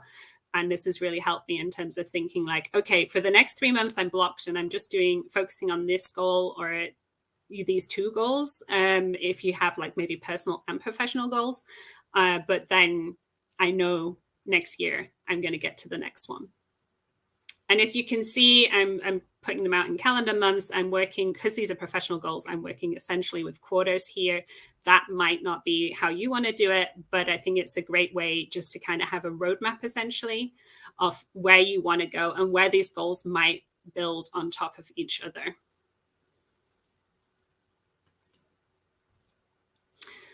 So it's great. You've written out your goals. You've got your roadmap. You're like, I'm good to go. How do you incentivize yourself to do this and to keep yourself accountable? Maybe what you're asking. That's a good question. So one thing that you can do, which I really like, is setting a reward for goal completion. And this is something that the Meili app actually incorporates. And I really like that. So not that I'm purely motivated by my rewards, but it's really nice to have a little celebration after you've completed a goal. Tell others about your plan and get accountability buddies. They might be your work employees, they might be a mentor, they might be a coach. Keep checking back at the plan at regular intervals and see if you're still on track. Maybe your motivation has changed and that's fine, but then maybe the goals that you have are not relevant and you should change them. Maybe you are taking on things or taking on goals that actually don't go towards your motivation and vice versa. You can use this plan also to make decisions for new opportunities. So one thing I have a real problem with is saying no. And it's been really great to use my motivations to see where things are going to bring me forwards in what I want to achieve. And then for certain other things, be like, does this need to be me? Do I really need to take part in this? Is it getting me towards where I want to go? And lastly on the list is making a presentation, declaring them to your community, as I've just done. Not sure I fully recommend that, but there you go. It's out there now. I have to do it. The benefits of mindful goal setting that I've seen so far, personally, it's been a huge sense of achievement and reward when I've completed it. And I really like having those moments of joy and celebration. Secondly, it's given me a lot of clarity on what my focus should be and helped me be less overwhelmed and have this fear of missing out because I know what my track is. Professionally, it's helped me collect my achievements to be able to show my manager when negotiating a wage increase, which has been really useful. And it also helps me inform the manager what direction I want to go in. So last year, when I showcased the goals that I had, my manager then actually came to me with an opportunity within the company I work at to actually go into a more data engineer or data focused role, which has been really fantastic.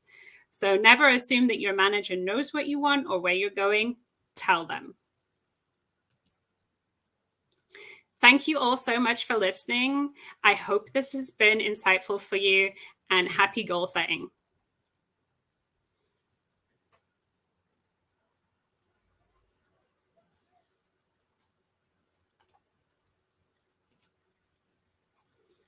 And I don't know if you see my video again, but maybe I'm back, not sure.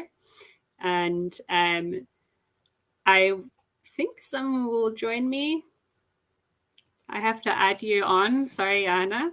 DJing and Hi there. presentating. It's a little bit too much at once. That's a lot of multitasking for you. Yeah, hi. So I'm Johanna from PyLadies Karlsruhe. Thank you for your interesting talk, Jessica. It's a really interesting topic to me as well, a topic I've been thinking about a lot. And I wanted to ask you, since when have you started to focus specifically like on this topic of goal setting, and what's your kind of bottom line? How well does it work for you? I mean, you've tapped into it a bit, but maybe you could say a couple more words. Yeah, I think for me, being a career changer, and when I first got into tech, it was something that I started to think about already. Because I was like self-learned or self-taught / community taught, I did have to organize a lot of the goals for myself at that point. But as I've kind of progressed into in this field, I've kind of realized more and more how important that is for me, because I kind of do have this concept in my mind already about where I want to go with my profession. So yeah, it's been ongoing. Great. I am just wondering if there's a question. Yes. So Brett said, I struggle with the flexibility to pivot, and that overwhelms me. So I just have the list and no timeline. Was great. Thanks. So seems that your talk gave some motivation for others, or some thought points. And I have to agree with Brett on that point of like, at first I started with a list. Like last year I just had these goals listed, and then I kind of got overwhelmed of like, I kept adding things to the list and not being very realistic with the time. So the timeline for me or the roadmaps really helped. Yeah, I know that problem as well. Just taking on too many things at once, and then there's another question by Susanne. Where are you on your journey, and has everything gone how you planned it initially? So I'm 3 years into my job. I started as an intern, moved up to junior and then mid-level engineer. I would say things have gone fantastically. I'm super happy. I feel incredibly grateful and fortunate, mainly also for the great community that's really supported me, PyLadies. And is it all going as I planned it initially? Not really, but I don't know if I had such great expectations initially. So. All right. I think that's a wrap. Thank you for your talk. It was really interesting. Thank you. And as far as I know, up next is Maria with a talk on a gentle overview of DIY projects with Python. So I think there she is. Welcome, Maria, and I hand over to you. Thank you so much. Can you hear me? Yes, I hear awesome. you at least. Yay! Thank you so much. Well, first of all, I'm super excited to be here today, and I am super impressed of all the difference and diversity on topics of this evening, and I am enjoying a lot. Thank you so much for organizing that. Well, let's start with my talk. Well, today we are gonna talk about do-it-yourself projects with Python. Sorry. Well, my name is Maria Jose. I work as a data scientist at Inform, and even I do really cool projects in data science. I do other things in my free time. In my free time, I enjoy doing these building projects by my own, using microcontrollers, IoT, and kind of explore other fields.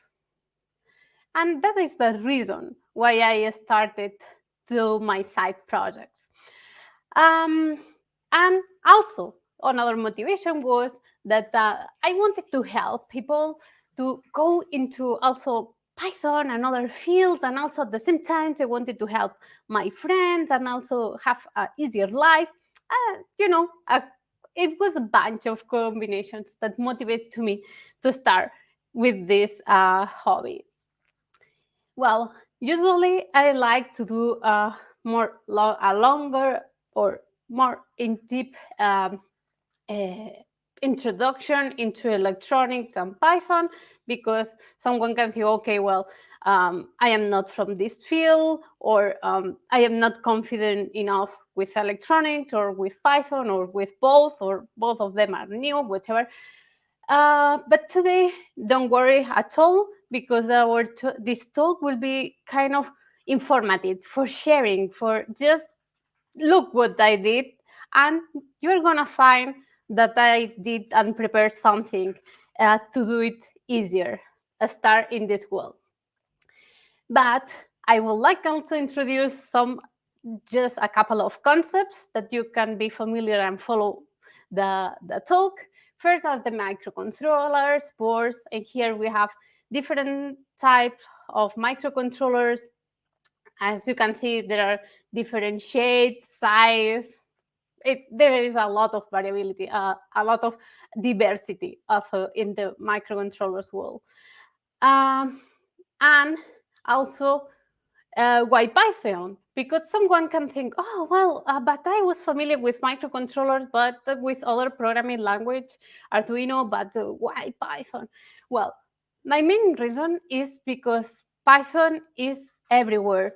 For me, it was easy to do the way, or do the transition from writing Python code and programming microcontrollers with Python. And also the great community. And this is something that for me is super important. And someone can think, okay, well, but can I write directly my Python code as it is in my IDE or whatever I use, or as I wrote my Python code? Well, not exactly. It's a variation of Python. In this case, we have MicroPython. That was the first variation of Python for microcontrollers. And then pure Circuit Python, that was a fork from MicroPython that was done for Adafruit, that is an open source hardware and software company, trying kind of simplify the abstraction. Just only that for today. We could spend hours just with these 3 slides that I show you, but I wanted to show a lot of things, as I mentioned before. Well, starting a new project in doing yourself could be really overwhelming, because it's not only electronics, as I mentioned before. It's not only Python. You need to have control of a lot of things, and sometimes it's like, okay, how should I start, or what I should, or where I can buy, or what I can buy, or what is important, what is not. For that reason, some time ago, I decided to start writing some tutorials from my projects to try to help other people to motivate to start their own path of or their own do-it-yourself projects. And here we have. I rebuilt my own personal website that I created like 4 years ago, but I never use it until now that I decided to create a blog where I am doing tutorials with the different projects that I built or I am building. It's a still work in progress. It's still a lot of work to do, but I needed to start it. For instance, what can we find?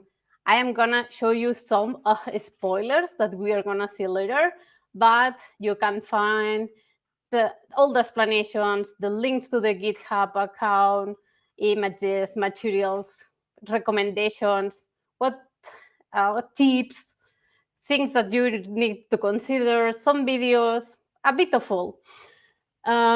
Hopefully this will be useful for you and you are gonna be motivated to start your own projects. And also I'm gonna try to tag the different tutorials, giving the information if it's motivational, it's just an opinion from my side, if it's beginner friendly, if you need maybe soldering or something like that, then you can choose what to do. Yeah, that is one of the things that I wanted to show you today, that now you can go and see how I build the projects. And now we are going to go for some of the projects. Well, first, some wearables and IoT. When I knew about this event, I get so motivated and so enthusiastic with the idea.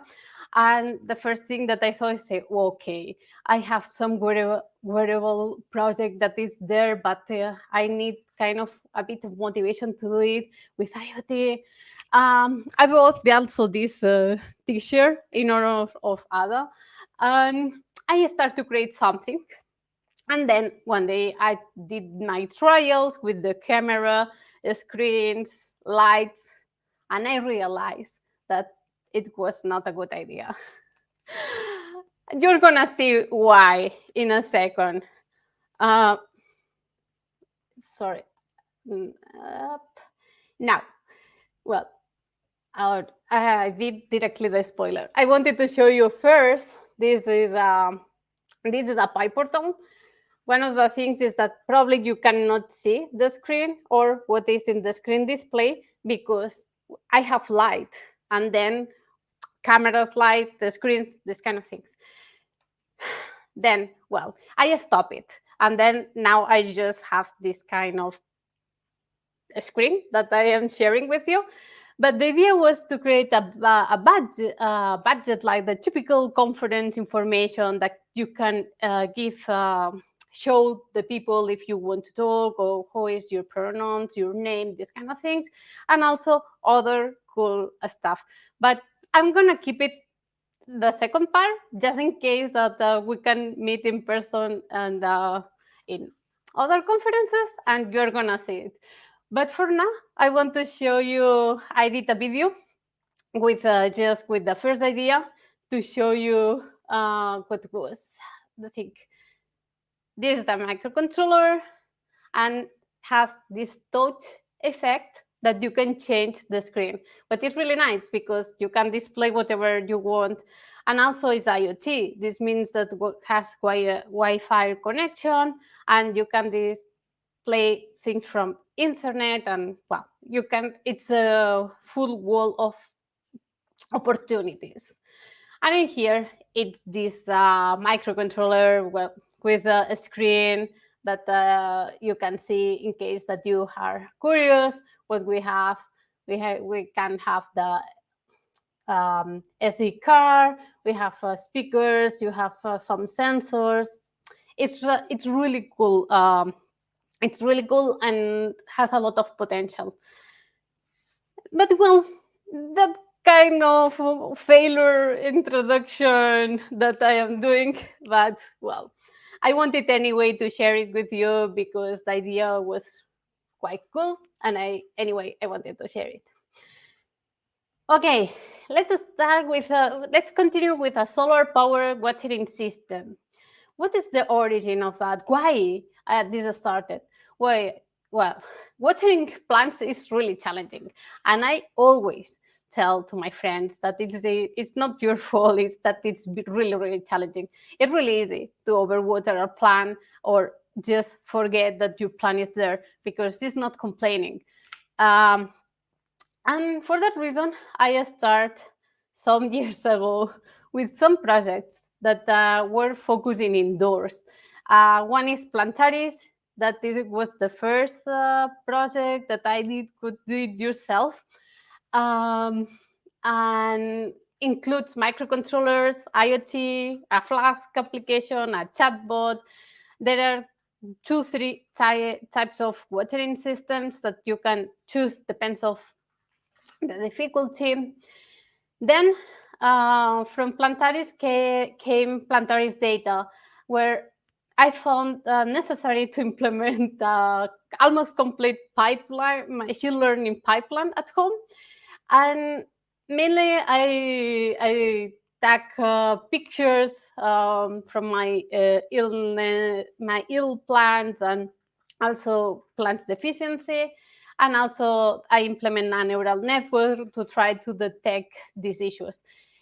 It's really challenging, this project, but I also learned a lot from my own mistakes, and this helped me a lot also in my professional career, let's say in that way. Then some months ago, I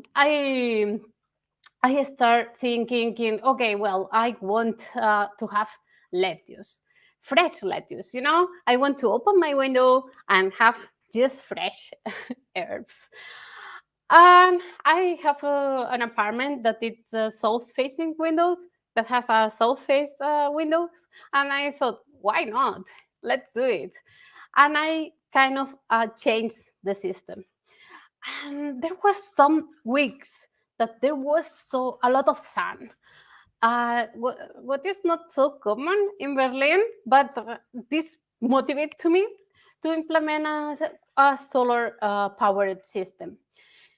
Then I bought some solar panels. I checked first that I could to get the energy from the sun. Really important. Check that always, because if you are not able to do that, just jump in other project. And I thought, okay, well, at least in sunny days, I can use it. Okay, well, I just wanted to show you what are the materials. I tried to do it beginner friendly, minimizing materials and also cost and those things. And then what I use is 2 solar panels. Here we have a microcontroller. In this case, is this Circuit Playground Express. If you're wondering why I am using so many times these microcontrollers, is first because it's like this is a saga. This is a kind of chapter 1, chapter 2, chapter 3, and these kind of things. And for that reason, and also I need to say that I have a kind of nostalgia with this microcontroller because it was my first one, and I have to think also. This microcontroller has a huge potential because it's a playground. There are so many things that you can do with it. But of course, you can change the microcontroller to another if you want, if you don't have this attachment. And of course, it's possible to do it without any problem. Also, we have in here in blue a relay that is a switch on, switch off, a pump in here. This is the sensor of soil moisture, and also we have silicone tubes. That's all. You don't need anything else.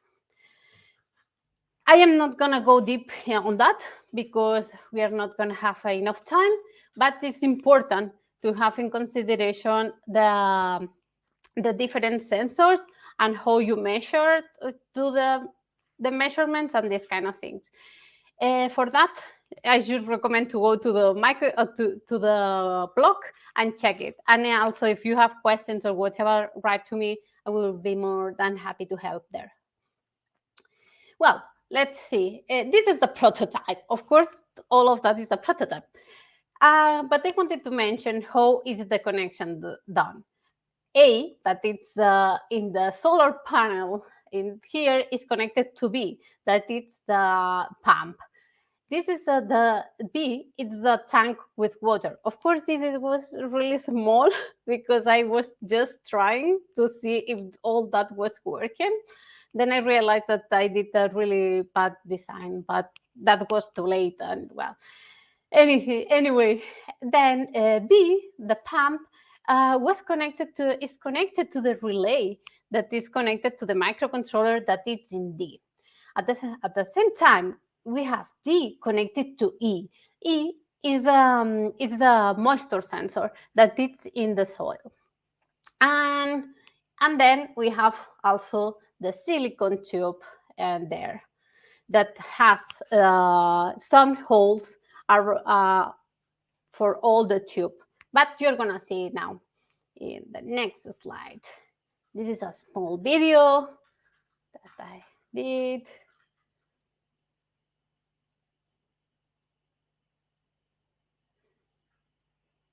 Yay!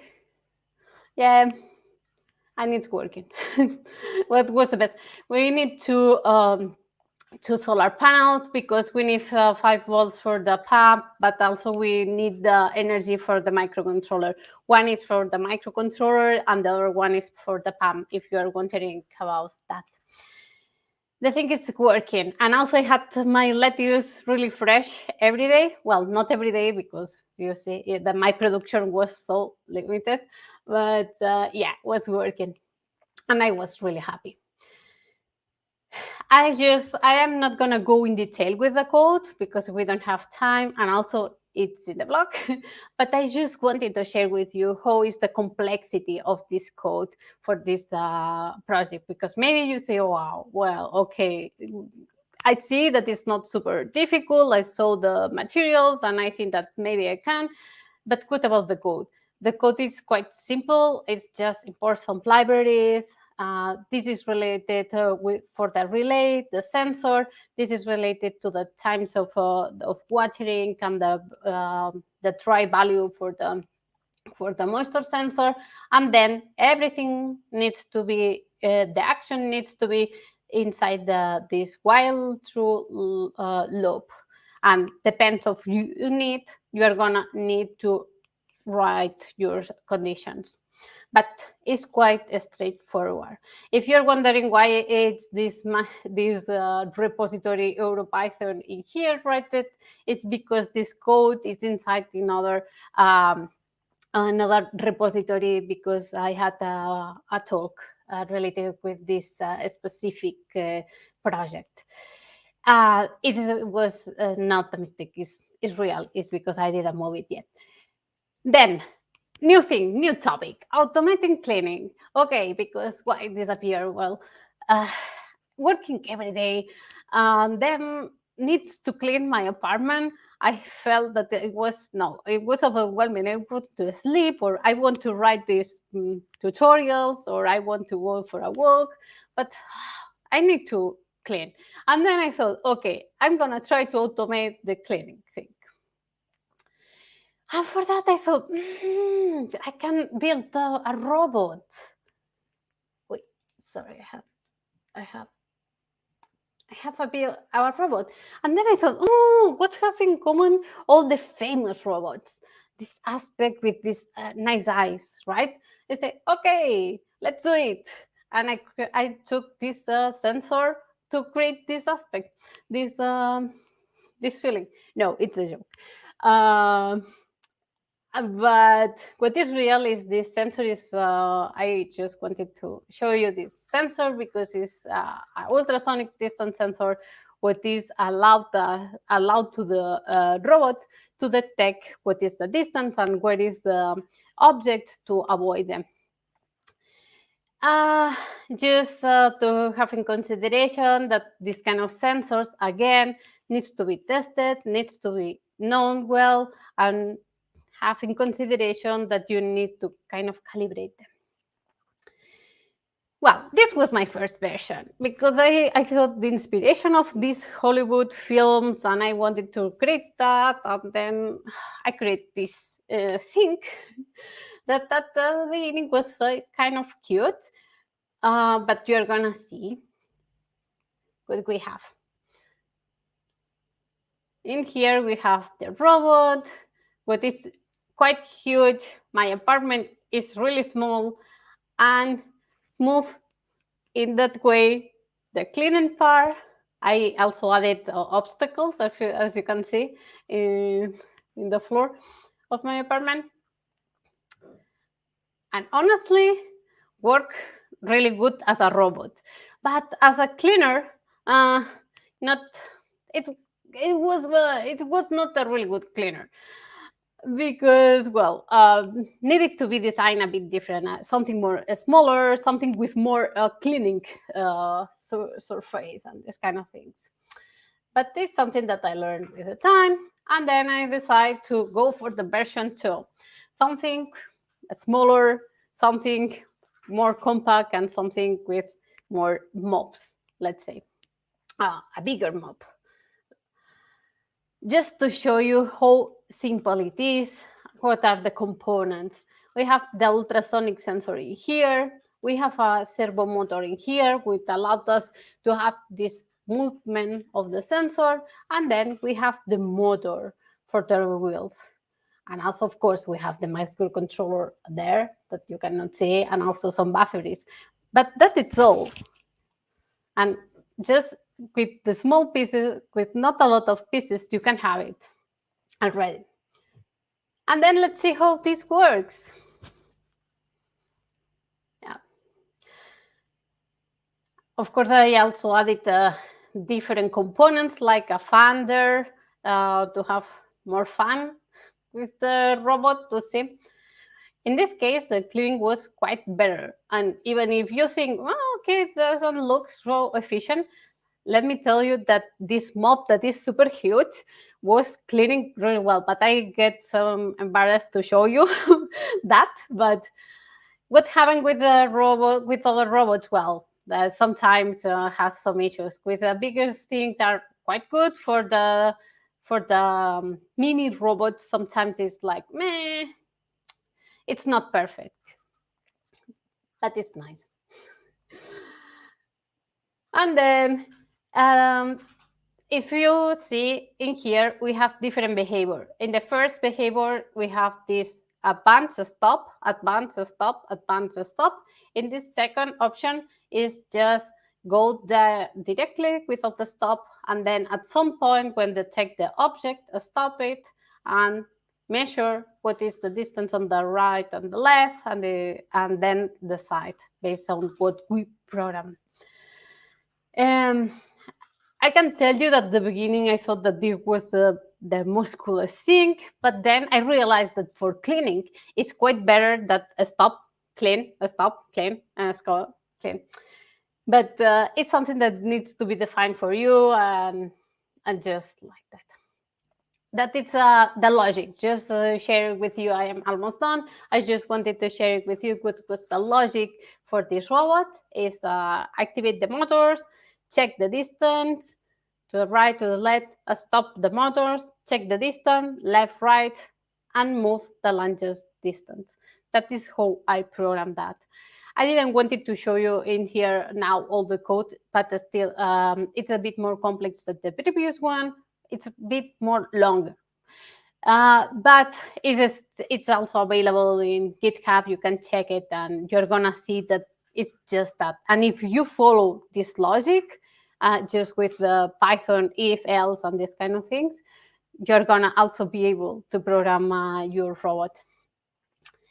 Well, we are in that point to say, well, I am not sure if you are convinced or not.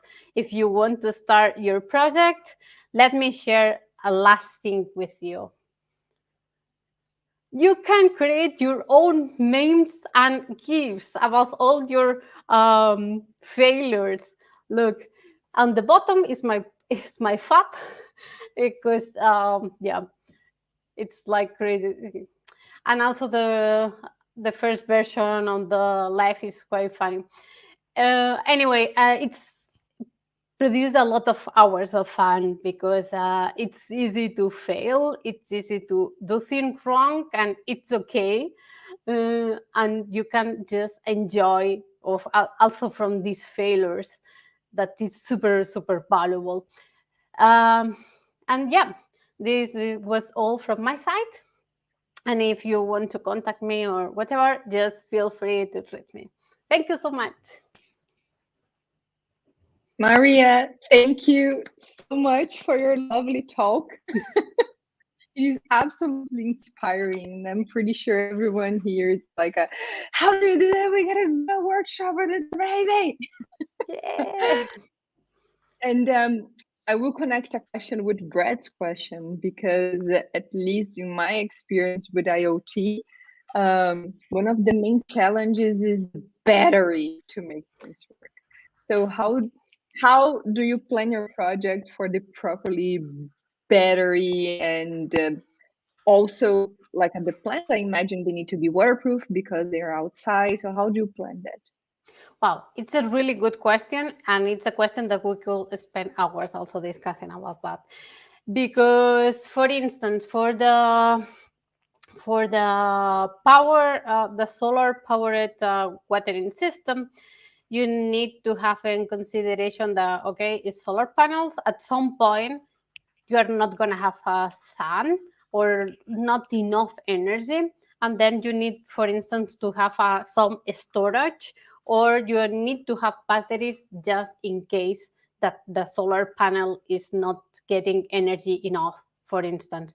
And honestly, it's really difficult. I didn't arrive to the point that say, wow, yes, I know that if I have this weather, this condition, then I'm gonna need the batteries for each day. This will be the durance. And there are a lot of people who is investing time just to do this kind of research.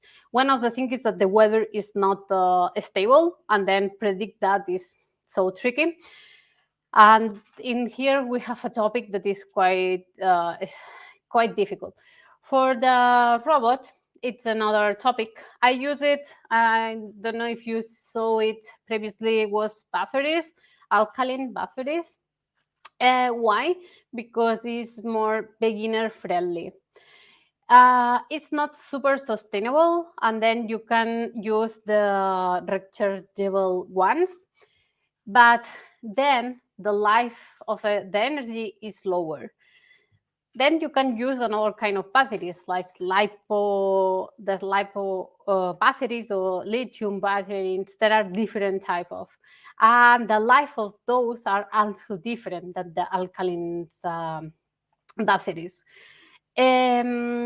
Honestly, for the robot, I just I just use the batteries, and when I see that it's not working properly, because when you have lack of energy, the things start to sound, the electronic kind of sound kind of weird, have a kind of sound, and also the behavior change, and then that this needs to be changed.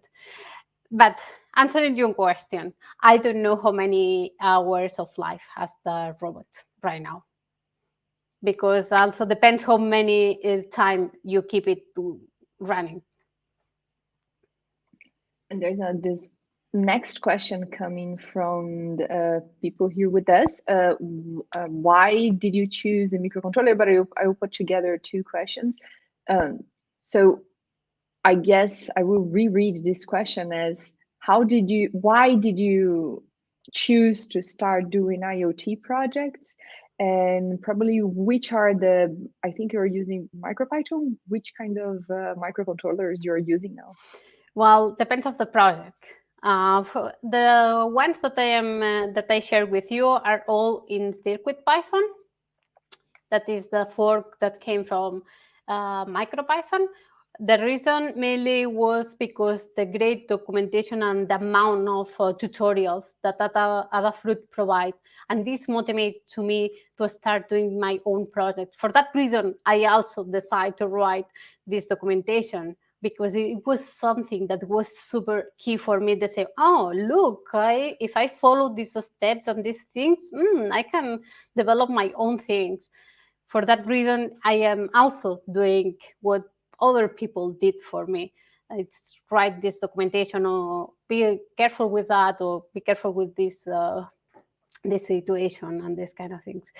What I'm using right now, it's a bit, it's a mix, because I am trying to play with different microcontrollers, and also with others with Raspberry Pi, because depends of the project.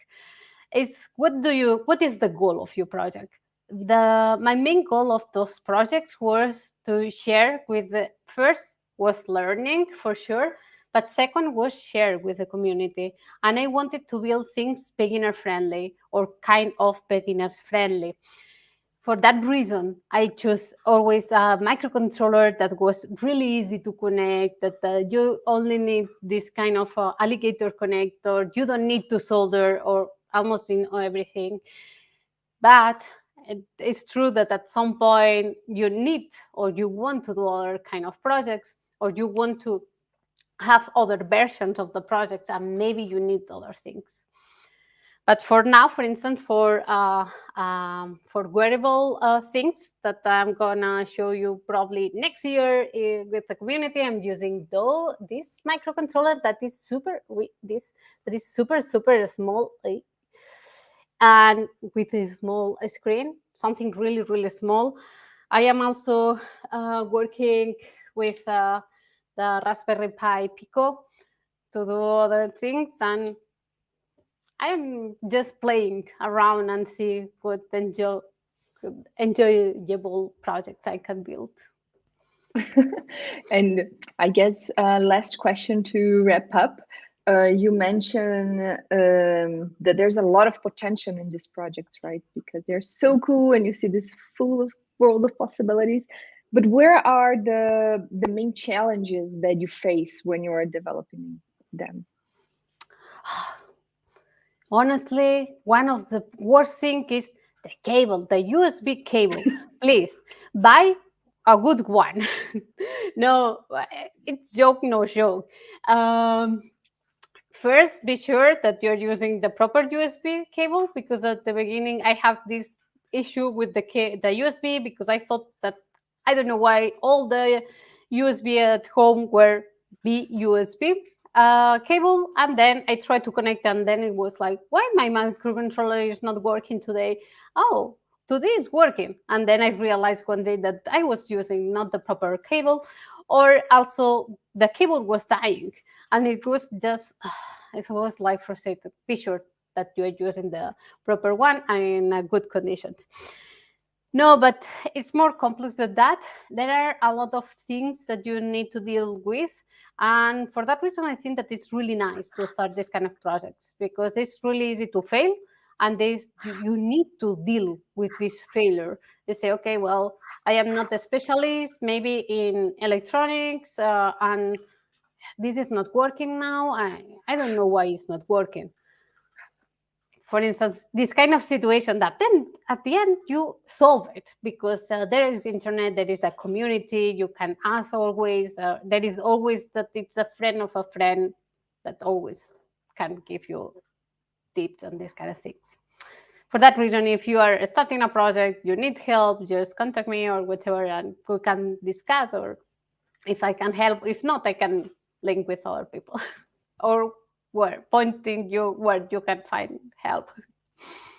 Oh, thank you. Thank you for your talk and for the great documentation that made really all the difference for the community, because we want to do cool stuff too. Yes. Thank you so much. So now I bring to stage Teresa. On you. Hello. Yeah. Thank you. Can everybody hear me? Yeah.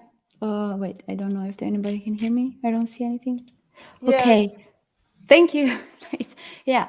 Okay. So in order, we've been very cheerful before. Maria's talks are always hard to top. So in order to kind of come back a little bit to reality, we're going to talk about the awful AI today. I am, by the way, also wearing a PyLadies Bangkok t-shirt from Georgie, and I had to wear this also because it's also from Bangkok, from Georgie, whose StreamYard account we are using today. And yeah, so a little bit about me before we, oh, sorry, wrong. Yeah, so my name is Teresa Yovchu. I am a head coach for data science at an official bootcamp. I'm also co-organizer of PyLadies Hamburg and involved in all sorts of other projects. And you can follow me on Twitter at Teresa Eve. And today I'm going to talk about the awful AI. But before we get there, what is AI? I mean, what did we want AI to be, right? So AI was something like once upon a time, all the data we created by humans and their environment was tracked and processed and then used to improve human life, right? Easy. So we've seen this everywhere already, and it's really cool. So weather prediction, just remember like 10 years ago, it wasn't really reliable. Now it's quite good. Even 5 years ago, it wasn't really reliable. Now it's quite good. Better healthcare. We can detect cancer from X-rays, and it's really much better and faster than humans can do it. We have a lot of better and faster tech stuff that is all based with some machine learning somewhere, and we are also really used to that, and it's cool when it's fast and it works. And we also have, well, better search, better recommendation, and all sorts of other applications that are really cool. But on the other side of things, I don't know if anybody went to watch Dune. It's on, or read the books. I recommend you read the books. So there's a famous quote from Dune, which is like a post-apocalyptic book after AI, right? So once men turned their thinking over to machines in the hope that this would set them free, but that only permitted other men with machines to enslave them. So is this what's happening today? So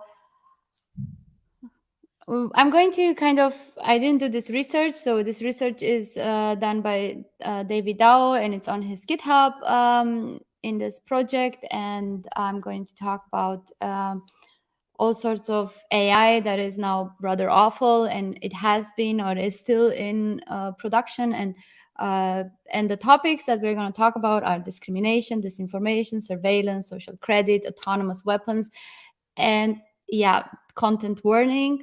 It's not really nice stuff, right? So if you want to see only the good part, come back in 20 minutes. Otherwise, stay on. But it's going to be shocking, right? So let's talk about discrimination, right? This is Ada Lovelace Day, so I guess we know maybe some of it, right? So first example, we have, so I'm going to go through a lot of examples, right? So we have the AI-based gaydar. Apparently there were some publications. They actually attempted at identifying if someone is gay or straight based on the photos of their face. Weird, right? Or gender detection from names. So there was this company, Genderify. They had a service that promised to identify someone's gender by analyzing their name, email, or username with the help of AI. Again, not cool. So whenever you hear at work, hey, can we find out the gender of these people based on their names? Not cool, right? Especially because it's really not accurate, right? Just think about in Germany, Eike, right? Everybody's called Eike, men, women. So you can't do that, even in Germany, right? The pixelizer. This was also quite famous this last year. So this is an algorithm that transforms a low resolution picture into a high resolution picture. And it just turned out that it always transformed people of color into white people. So Obama became this white guy. A lot of people of color, not all black, so just people of color became white people. Yeah. Then you had Twitter crop. So Twitter, whenever you upload a picture on Twitter, it auto-generates a preview for that picture, especially if your picture is a little bit different size. And apparently that picture really liked boobs and didn't like black people. Again, Yeah. So another part is, so basically Google had, this is a little bit older, had an image recognition program that ended up labeling faces of several Black people as gorillas. On the other side, there was this Amazon recognition, which labeled darker skinned women as men 31% of the time, where for women it was only for white women it was only 7% of the time. Also Zoom, like we all use Zoom mostly every day now with the COVID. So Zoom's face recognition and many others struggle to recognize Black faces. I mean, they're getting better, but not there yet, I think. Auto-grading. So this was an algorithm that used to predict grades in the UK, and it was based on the beginning of the semester and historical data. And it turned out to be biased against students from poor backgrounds. Surprise. Or sexist recruiting, same tune. AI-based recruiting tools such as HireVue, Predictive Hire, and even Amazon had an internal software that scans various features such as video or voice data from job and applications and CV. And it turned out that the Amazon one didn't like women. Surprise. So if you had anything like you're participating in women's chess club, whatever, you did not get through the CV filtering at Amazon. They removed the algorithm. Compass, it is still currently used in Wisconsin, but it is a risk assessment algorithm that is used in legal courts in Wisconsin, USA, to predict the risk of recidivism that you are doing. If you did a crime, that you're going to do another crime. And guess what? If you're Black, of course you're going to do more crime according to this, and this is still used. Homeland Security with Data Robot. Data Robot is a company that a lot of companies are using for doing data pipelines and stuff. But together they're doing an algorithm in order to that wants to predict terrorists, if you're a terrorist or not, right? But it's not everything going on in the United States, right? So iBorder control and trespass currently. So iBorder control was in the past, trespass is the new one, are EU-funded projects that are made in order for AI. So they are AI-based polygraphic tests so they want to test and assess the risk for travelers entering the EU. Now, the countries that are involved in this project are Hungary, Greece. You know, they really want to, you know, not get refugees, for example. But and I also discovered, surprise, that in the iBorder control, it's also the institute where I did my PhD was involved. But they didn't, I checked, they didn't get involved in trespass. I was really shocked about this one. I didn't even know. And the only thing saving us from these two things being used in Europe is the legislation that they haven't managed to change. So not allowed. Syrai was an AI-based anti-fraud system used by the Dutch government from 2008 to 2020. It used large amounts of personal data provided by the government to see if an individual was more likely to be a fraud. Now, this was found to be discriminatory and to violate human rights. And besides that, it actually never found a person to be fraudulent that was actually fraudulent, right? So it found people to be fraudulent, but they were not fraudulent, right? So not even working, but used for 12 years in Denmark. Discrimination, right? So continuing, prosecuting ethnic minorities. So persecuting, the typo. Anyway, so Chinese startups have built algorithms that allow the government to automatically track Uyghur people. This technology ends up in products like the AI camera from the company Hikvision, which has marketed a camera that automatically identifies Uyghurs. Now you're thinking, why would anyone build that, right? So let's switch to another topic, disinformation. Cambridge Analytica, we all heard about it, is using Facebook data to change audience behavior for political and commercial causes. So we heard about the elections in the United States and also.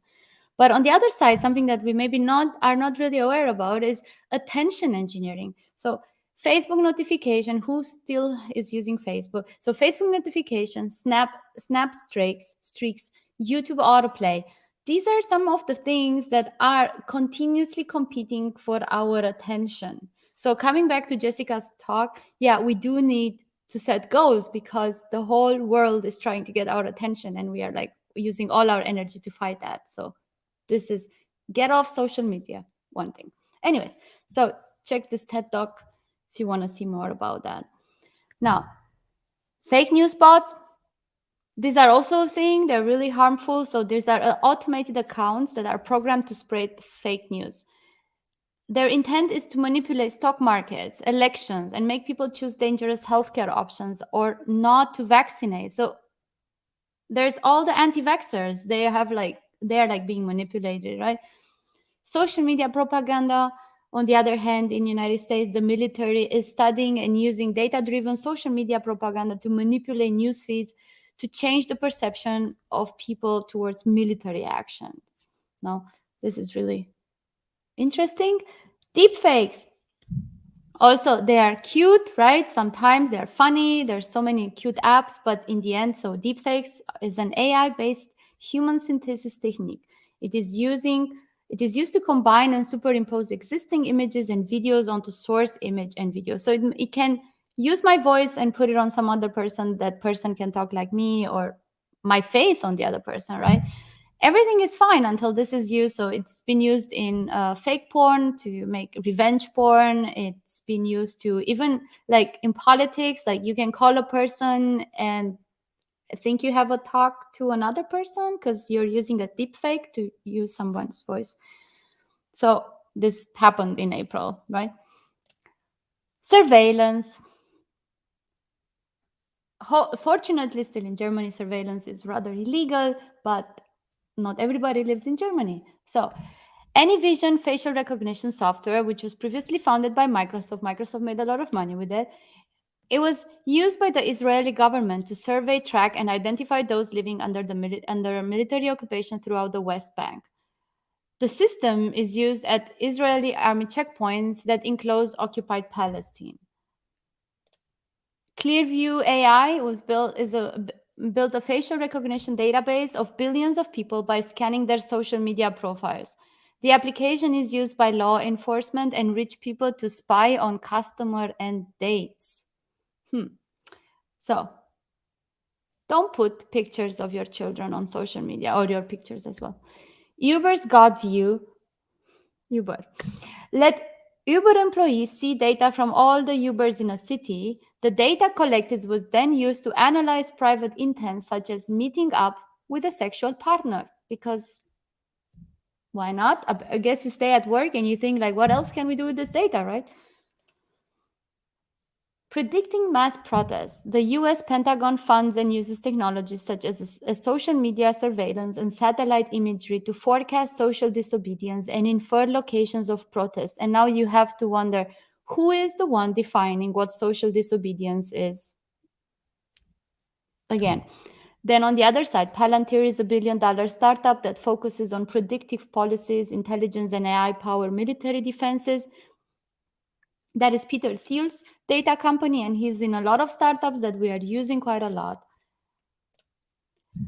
Gait analysis, that's a thing. So your gait is highly complex, very much unique, and hard to impose or to impossible to mask. So gait is how you walk, right? It only needs to be recorded once and associated with your identity for you to be tracked in real time. This kind of surveillance is already deployed in China. And on the other side, SenseTime, which is one of the leading AI companies in China, and McVie provide integrated solutions of intelligent video analysis used in target surveillance, trajectory analysis, population management. Apparently in Beijing, there's at this temple, I had to put it there. Whenever you go there, you get 23.6 inches of toilet paper. And if you want more toilet paper, well, there's image recognition on your face, and you just don't get more toilet paper for 9 minutes. And Maria is now thinking the next IoT project I want to do in my bathroom is no. Sorry, I had to say. Okay, WeChat, a messaging app used by millions of people in China, uses automatic analysis to censor text and images within private messaging in real time. In real time, like this is like the upper level of like stopping people from doing politics, right? Of course, this kind of censorship is happening for all the political talks happening on WeChat. And the last, oh no, it's not the last, social credit. Social credit. So Sesame credit is constantly scores people from 300 to 350 to 950. I don't know. And its ratings are based on factors including consideration of interpersonal relationships and consumer habits. And I think that is like baby level steps compared to China, who has been working on a social grading system since 2014. And this credit expands to all aspects of life, right? It's judging citizens' behavior and their trustworthiness. And must be cool. And on the other side, health insurance. Imagine health insurance companies such as Vitality offers deals based on access to data from your fitness tracker. However, they can charge more or remove access to important medical devices if patients are determined to be non-compliant to unfair pricing. You don't get treated for cancer because you didn't go running this morning. We tracked you. I don't know. So, last topic was of awfulness, autonomous weapons. Now, the Kalashnikov group presented an automatic weapon control station using AI that provides the operator with automatic recognition, target elimination. Now, we just learned before that face recognition doesn't work very well. Image recognition is not at 100% accuracy. So we have automatic weapons that are using not perfectly working image recognition. Awesome. Uran-9 is an autonomous tank developed in Russia, and it was tested in the Syrian civil war, and apparently the test didn't go well. Okay, and Samsung developed and deployed SGRA-1, which is a robot-centric gun which uses voice recognition and tracking. Alexa, help me kill someone. I guess it has Alexa, I don't know. Okay, so no, Alexa is Amazon, sorry, mixing them up. Armed UAVs. Zion UAV develops armed autonomous drones with light machine guns and explosives that can act in swarms. Okay, this is like out of my imagination sphere, so there's not much I can say. And this is also new. So military AI moves into production. Israel uses AI-guided drone swarms in Gaza attacks. So yeah, also accurate, I guess. So that was all really awful, right? I mean, it is, right? I mean, it's like, oh my gosh, right? And some of them are like awful, like it on purpose, right? Like people really wanted to build that and they thought for whatever reason that they have to build that, right? So, but the thing is that not all of the AI is bad on purpose, right? So with the awful stuff, so there's a lot of work in AI ethics going on and also data governance in EU and other countries. This is coming up quite more, and there's something now even happening in the EU. But what can we people in tech do? I mean, we are responsible for like not being part of amplifying this, right? So let's first go back and understand what is AI. So think about AI is like, it's a system, right? You have the data goes in, you have an algorithm on top of that. That algorithm has to optimize towards a reward, right? And then there's the application design. How is that put in production? Like who decides that we need to build that we need to do that, and where do we apply it, right? So let's take a simple example.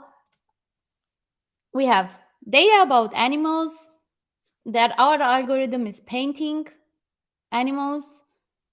The reward is that the dog is happy, and then the application design is that given the dog is posing and then the algorithm is doing its thing, and then out comes a picture, and we are hoping that the dog is happy, right? So, but what if the data that we are collecting is not about all the animals, right? Like we only have dogs, apparently we forgot about the cats. The cats are going to be upset, right? So of course, we can think that what does that have to do with the humans? But this is what it has to do with the humans. This is the share of population using internet in 2015. Now you see that there's a lot of representation going on in North America, in Europe, and Russia, and Australia, and some in South America. But there's a whole continent. Like, if you look at like eyeballing this, it's kind of half the world is not really participating to the pool of data that is used to train models that are used to decide about these people, right? So there's one bias. So you always have to think of, when you're building a machine learning model, is my data biased? Did we actually collect data that represents all our customers or whatever we are doing? Yeah. Then there's the algorithm. The algorithm itself can be biased. It might be that it's not robust to extreme values. Maybe it's too simple. Maybe it's too complex. Maybe it's just, you know, overfitting, underfitting, all of those things you learn in machine learning and data science courses. So, or, and this is even trickier. This is really tricky. The reward might be wrong, right? So in the example that I had, I was talking about dog happiness, right? But how do you measure dog happiness, right? It's like, there's no data for that. This is a metric that you would be inferring, right? So you would kind of say, oh, the dog barked like 5 times today, must be really happy, right? So this is like an objective that you're adding for your algorithm that is like, say it's proxy to something that you think, and there might come your already, this is kind of like a model already, right? Another model, like model over model, and you might be wrong. So what is happening in our industry, and why is this a problem? So usually in companies, if you think about it, it's the decision-making people that are deciding of like the product and what should be the objective. Also, they might even have ideas about how the data science team should be their work, are upper management, you know, senior management or so. And only 25% of them are data literate. So if you are a person in a senior position in a company, it is your job to become data literate, right? Because you're going to try to get people to put stuff out that might be wrong, or you might be part of the problem accidentally, just out of ignorance. Okay. And the last one, the application design itself can also be wrong, like where, how, and when the model is used. You don't understand your customer base. You don't understand your users. You do not understand if it's even needed, all sorts of things. And again, this is coming back to today, which is like Ada Lovelace. We are celebrating Ada Lovelace days, and it's all about diversity. And if you think about tech is not diverse, but our customers are diverse. So an undiverse pool of people are building products and are doing data decisions and are designing data products for a diverse pool of people. But this lack of overlap is leading to a lot of questions that are not being asked at the right time, right? So this is a picture from US. So you see here a lot of white people in a lot of positions. And what do they know about the rest of the world, right? What do we know about the rest of the world? We haven't lived as a person of color. I haven't lived as a man, but I'm glad about that. So, okay. So watch Coded Bias on Netflix, but it's also scary. And otherwise, read books. So these are my books that I'm recommending to you to read as your homework. You know, you have to put them on your to-do list, must be part of your plan. Race After Technology. It's from Rua Benjamin. She's basically explaining how, with the very best intentions of building an extremely unbiased system, you still can end up building a biased system. So a lot of people can, you know, be a village and build good stuff, right? And then there's also Algorithms of Oppression. You can understand how search engines reinforce racism, and also written by Safia Umoja Noble. And yeah, that's it. I'm done. Thank you. So thanks a lot for the talk. I'm still shocked, but I'll try to make some thoughts about it. I want to ask you, how do you see, because of course we're not going to stop to use machine learning, and this field will just grow in the future, but how can you see, if there is hope in this case, or how do you see this happening? Yeah, I definitely see there is hope in this case. It's just that a lot of data governance legislation has to be added in many countries. And I mean, it's cool with the EU that we are like in a bubble, of things, and then it kind of pulls other countries in. If they want to do business with us, they kind of have to do some of the things that we impose, right? So that's going on, because the question is like, I think, like, think of autonomous weapons and you think, yeah, but the soldier can also make a mistake and kill someone. Yeah, but then you can say that soldier did something wrong. But if you have AI, like, who's to blame, right? Like, I mean, the model, but the model didn't decide on its own to get used, right? Somebody put it there. And then there's these questions, they are still not really asked and addressed and stuff, right? So my first thought was actually, there needs to be regulation, because it's something that has to affect all of us, but it has to be like a universal kind of regulation. But right after thinking about this, I also think that the government has to be more tech, build with tech people and people who understand software and can actually make this happen. So going through the comments here, Susanna say there's another great book. Have you read that one? Invisible it's on. Woman. I have it. I haven't read it yet, but I have it, and I know a lot of the examples from it. Yeah. And a lot of people really like it. I think they are a bit scared, but yeah, they really like your talk. They say it's great and frightening talk. Definitely, I think it makes everybody to think about the systems and so on. And this one, I don't know if you want to comment about. He's talking about the legislation.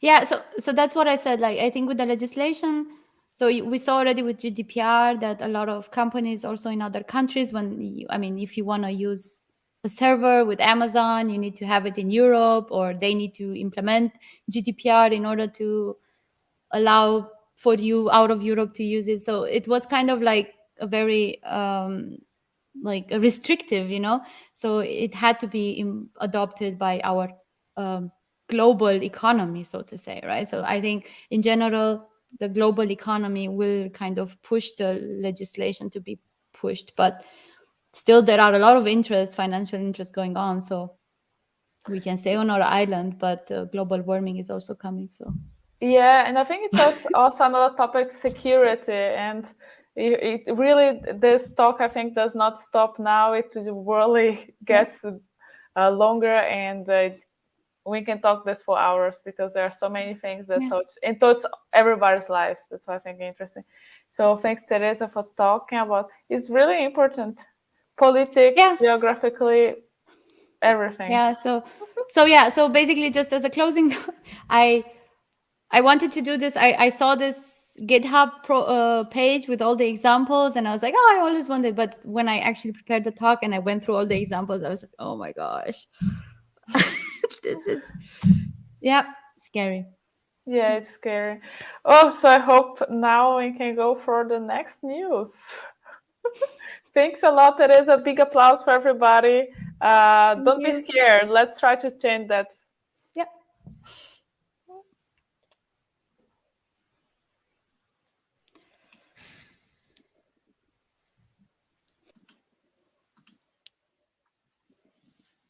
Yeah, hi everyone, and hello from Karlsruhe. Can you all see me and hear me and see my slide? Yes. Awesome. Yes, so after we decided that we are going to organize this event, we decided that it would be nice to reflect on all the past events that we have organized. It was mentioned in the introduction that PyLadies Global has existed for 10 years now. And also in Germany, our meetup groups, they've existed for less than 10 years and also different amounts of time. But still, we have organized quite a few events.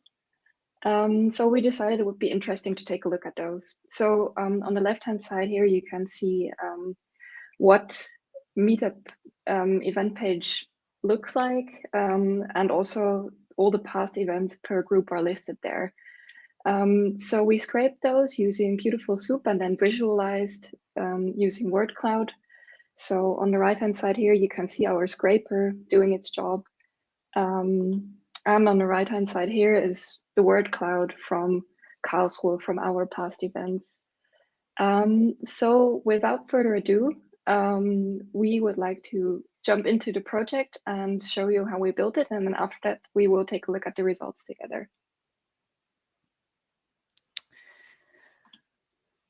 All right. Thanks for the intro, Ellen. I will now briefly show you the page that we scraped, so that you have an idea what it looks like. Exactly now you see it.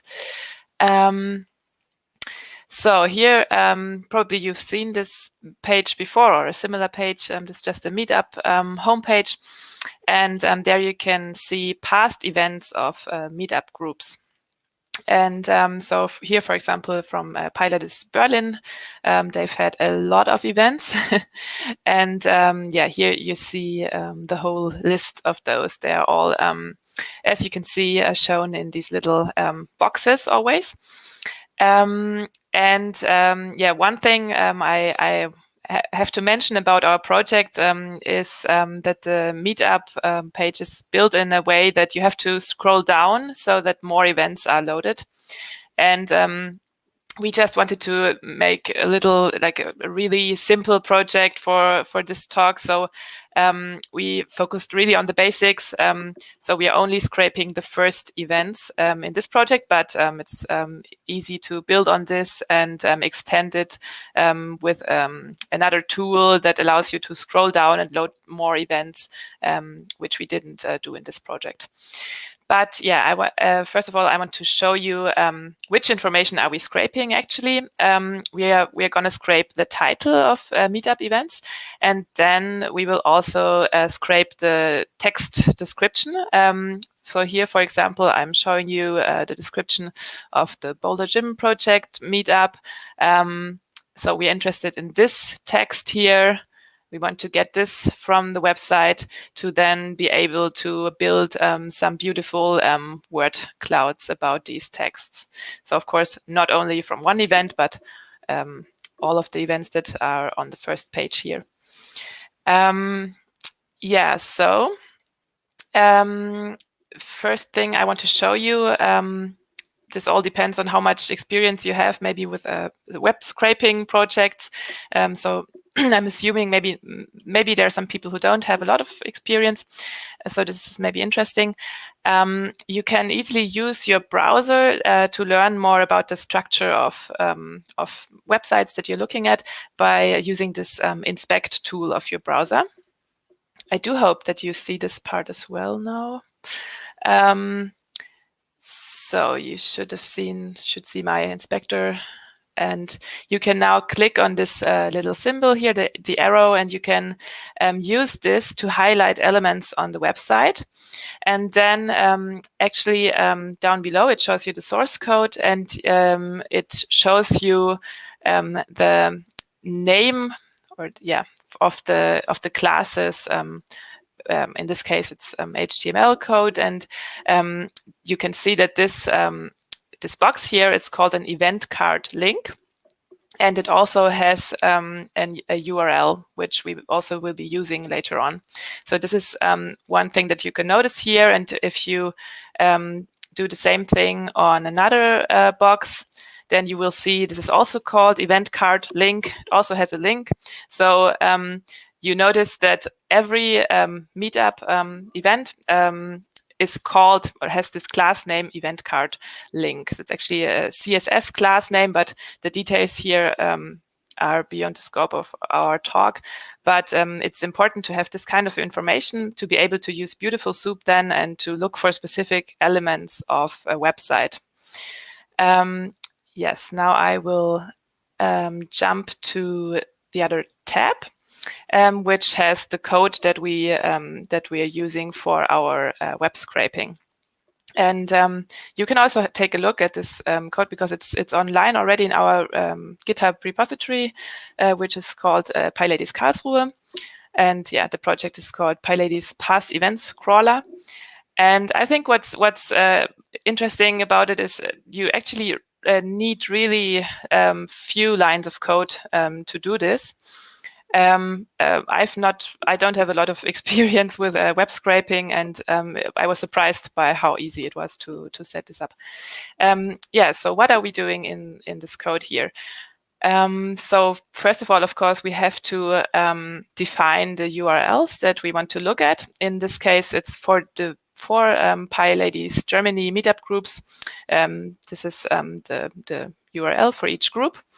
And then also the base URL of the meetup page, which we will need later on.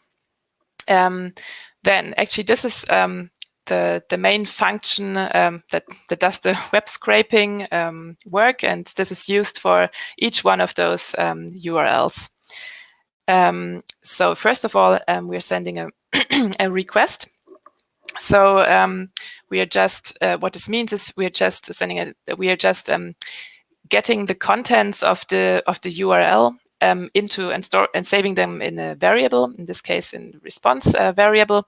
So this is just the source code basically of the website. So this is just what we saw, what I was showing you before in the browser inspector, and we're saving this to the response variable. Then we're using the package Beautiful Soup to extract the information that we need from this source code. So we feed the response content into Beautiful Soup, and then we use a function of Beautiful Soup. It's called select, and we look for these boxes that you've seen before, the boxes that contain each meetup event. And as we've seen, they were called event card link. So that's the tag that we can look for in the source code.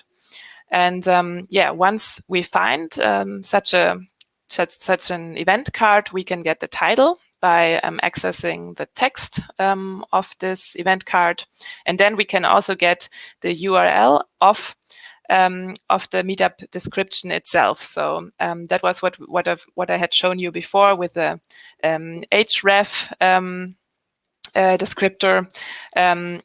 So there you can extract the event page URL, and then you can do the same thing as above again.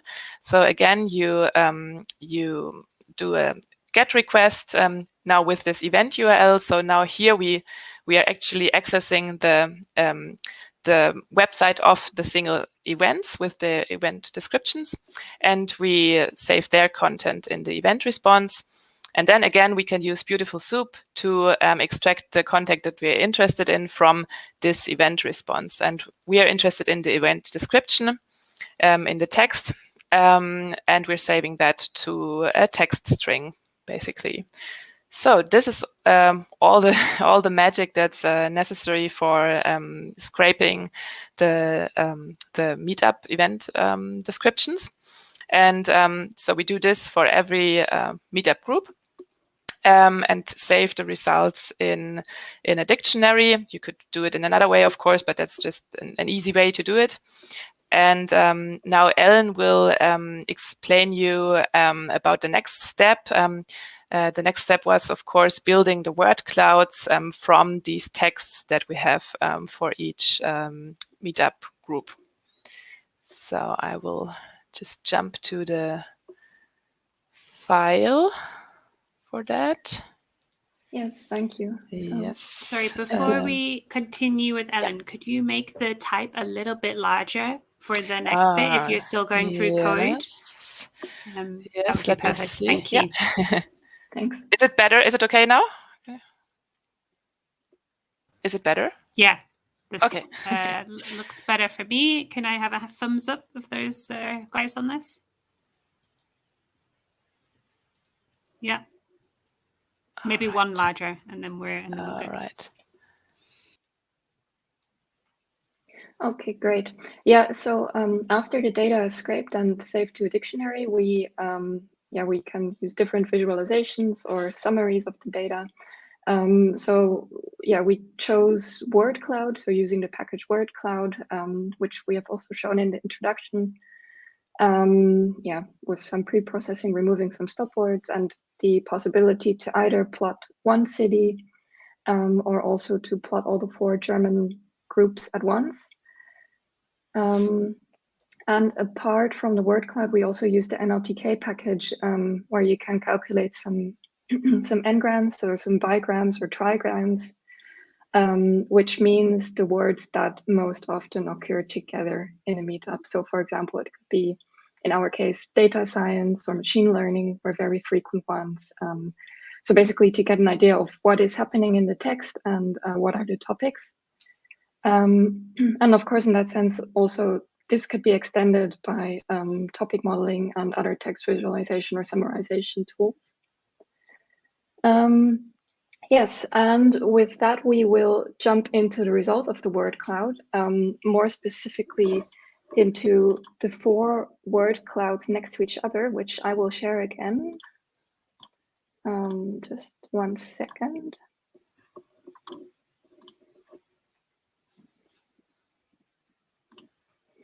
So here, just a second, you weren't supposed to see that yet. Everyone pretend you didn't see that yet. So here you can see the 4 different meetup groups with all their different word clouds. And we would like to ask you to write in the chat, and this goes to both the participants and the organizers, which meetup group you think belongs to which number, or if you recognize your own meetup group, maybe from some past events, you can just write the number and say, hey, I think number 2 is Karlsruhe, for example. So yeah, we already helped you a little bit in the past few seconds. Yeah, so please go ahead and write your answers in the chat, and Johanna and me will be checking the chat and then revealing the solution soon. I'm excited to see what the others from the other PyLadies Germany meetup groups will guess as well. I'm just checking. Okay.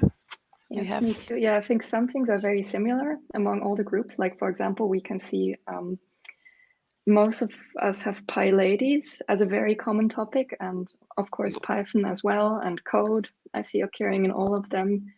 Learning also, yeah, we have learning. And then there's some very specific ones as well. For example, one group has the lady nerd, so that could be group number 3. That could be an indicator for those who know.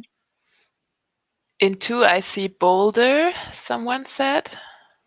That's an important hint as well, I guess. That's some detective work going on here. I can't even spot it in 2. It's Boulder. Ah, there, right at the bottom. Right bottom, yeah. Okay. And Jim as well in the middle left. What are you guessing? So there's a few guessing that 4 might be Munich. All right.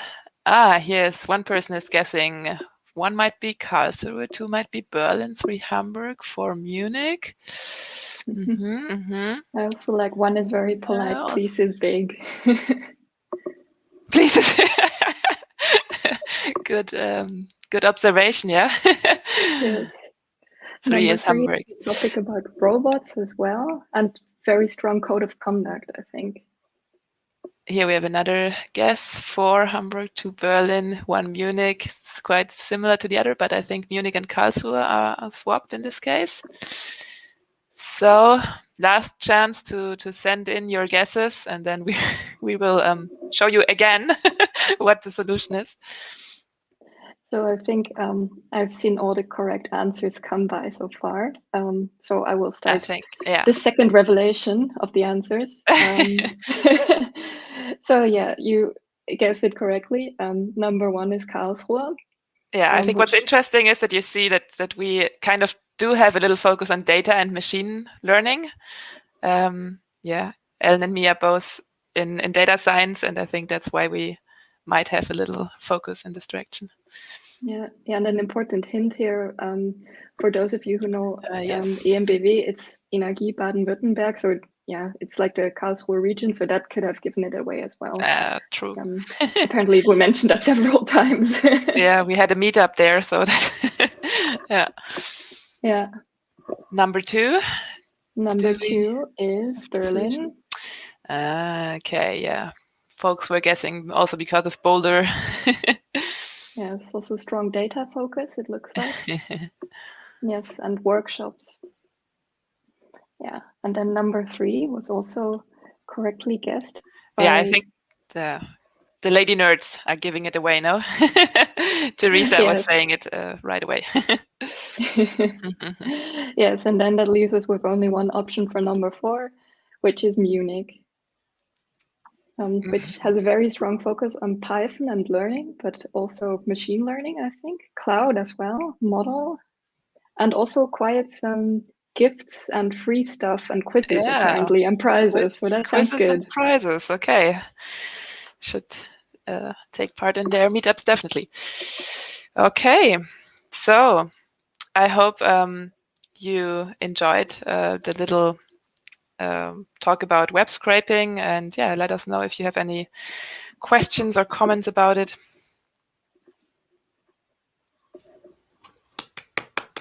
Fantastic. That was super fun. I really enjoyed that. I'm wondering, like, when did you decide to put this together? Because I felt like I just heard about it a few days ago, so it's like very impressive. Yeah, I think we had the idea last week. Yeah, we were talking about the event, and then we decided it would actually be really nice to take a look at the past events. And then first we wanted to go via the Meetup API, but that is only accessible for Meetup Pro members. And then we decided to go with the crawler approach instead, just to summarize some of the past events. And then actually, I was really surprised how easy it was to set it up with Beautiful Soup. It's just really good. Yeah, really easy to grasp package.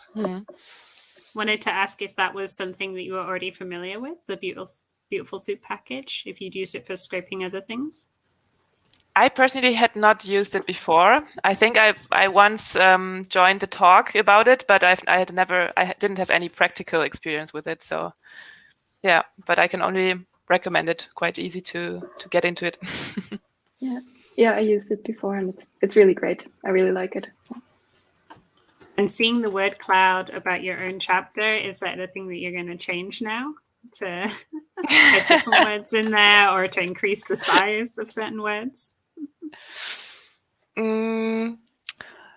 I think we had one observation was that in our word cloud there was the word harassment, and then we were surprised. But I think it was just because of something about the code of conduct that contains this word. Yeah, maybe we can adapt something about that. But other than that, I think it was quite fun to see. Very nice. Well, definitely seeing a lot of interaction in the comments. Folks really enjoyed guessing and promising they're not looking at the screen when we displayed the answer. Sorry about that also from my side. But that was really fantastic. Thank you, Ellen and Johanna, so much for putting this together. Also at short notice. It's really, really cool. You're welcome. It was a fun project. So yes, it was really fun. Yes, and if anyone feels like continuing this project, then feel free. It is on our GitHub. Yes. Is it eligible for Hack October if folks want to join, considering it's October? Yeah, why not? I mean, I think what Johanna mentioned with, for example, extending the project by using a web driver to scroll further down or something could be interesting, or scraping other stuff as well, extending the visualizations, many options. Yeah, definitely. Nice. Yeah, I think you just have to add the Hack October tag to the repository, or maybe to the PRs that folks open, and then if they make 5 contributions to open source projects during the month of October, they have the opportunity to win a special limited edition Hack October t-shirt or plant a tree. So Sounds good. Yeah. Yeah, someone's writing here in the channel how to do that. So maybe for Ellen and Johan, but anyone else that has an open source project that they would like to get some contributions to, it's a great way to get involved in open source. Great. So we are coming towards the end of the evening, but first and foremost, I'm sure everyone is wondering about the raffle. I'm going to add my fellow hosts into the stream. So all of the folks who have been putting this together and helping us organize this event. I mean, not everyone is represented here on the screen. Some folks were helping on the side as well, but huge thanks to them. If somebody could kill a little bit of time while I put together the raffle and share my screen, that would be fantastic. Sure. So just because we're over time, I will do the closing thank you notes to everyone who participated. So PyLadies are formed by volunteer. We're all volunteer that really enjoy and do that for love and the support sake for each other, which is very rewarding.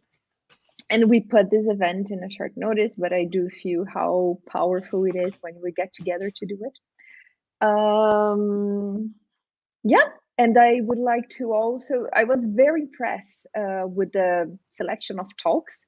It was not a very deep curatorship, it was almost spontaneous, but it does impresses me the power of Python in those moments where you can talk about AI, web scraping, IoT, web development. And for me, this is one of the magic of Python. And of course, because it is an open source language and because this is the base of the support.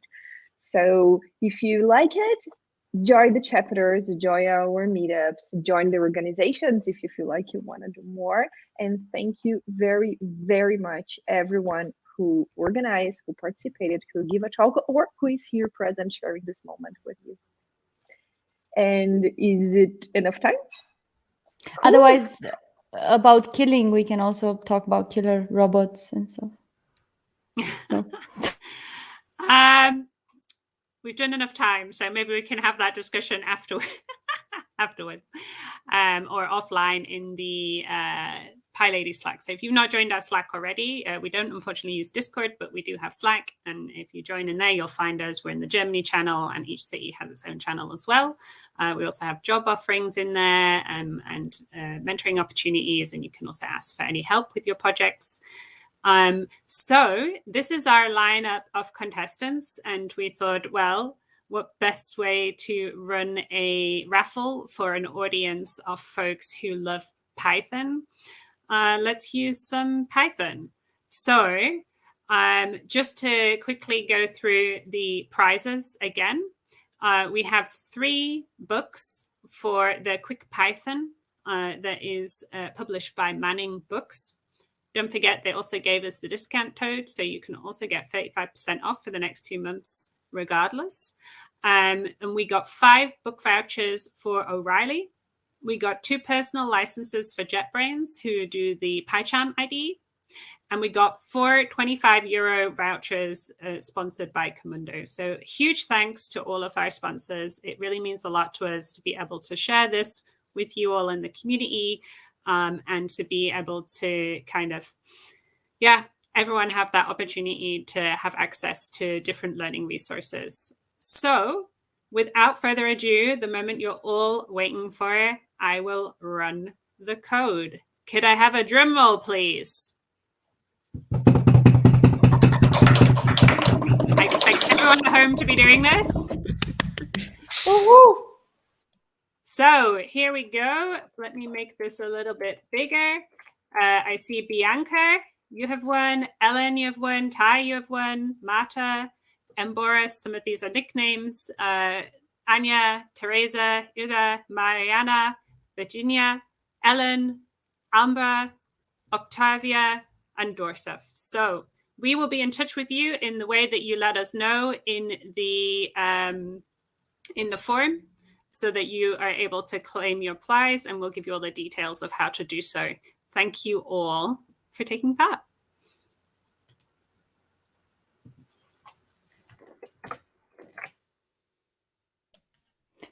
I think the stream is going to be on YouTube for 2 weeks. So you can watch all the talks again and again. So good evening, everybody. I will end the podcast now. Yeah. Bye. Good evening. Bye. Bye. Bye bye. Bye.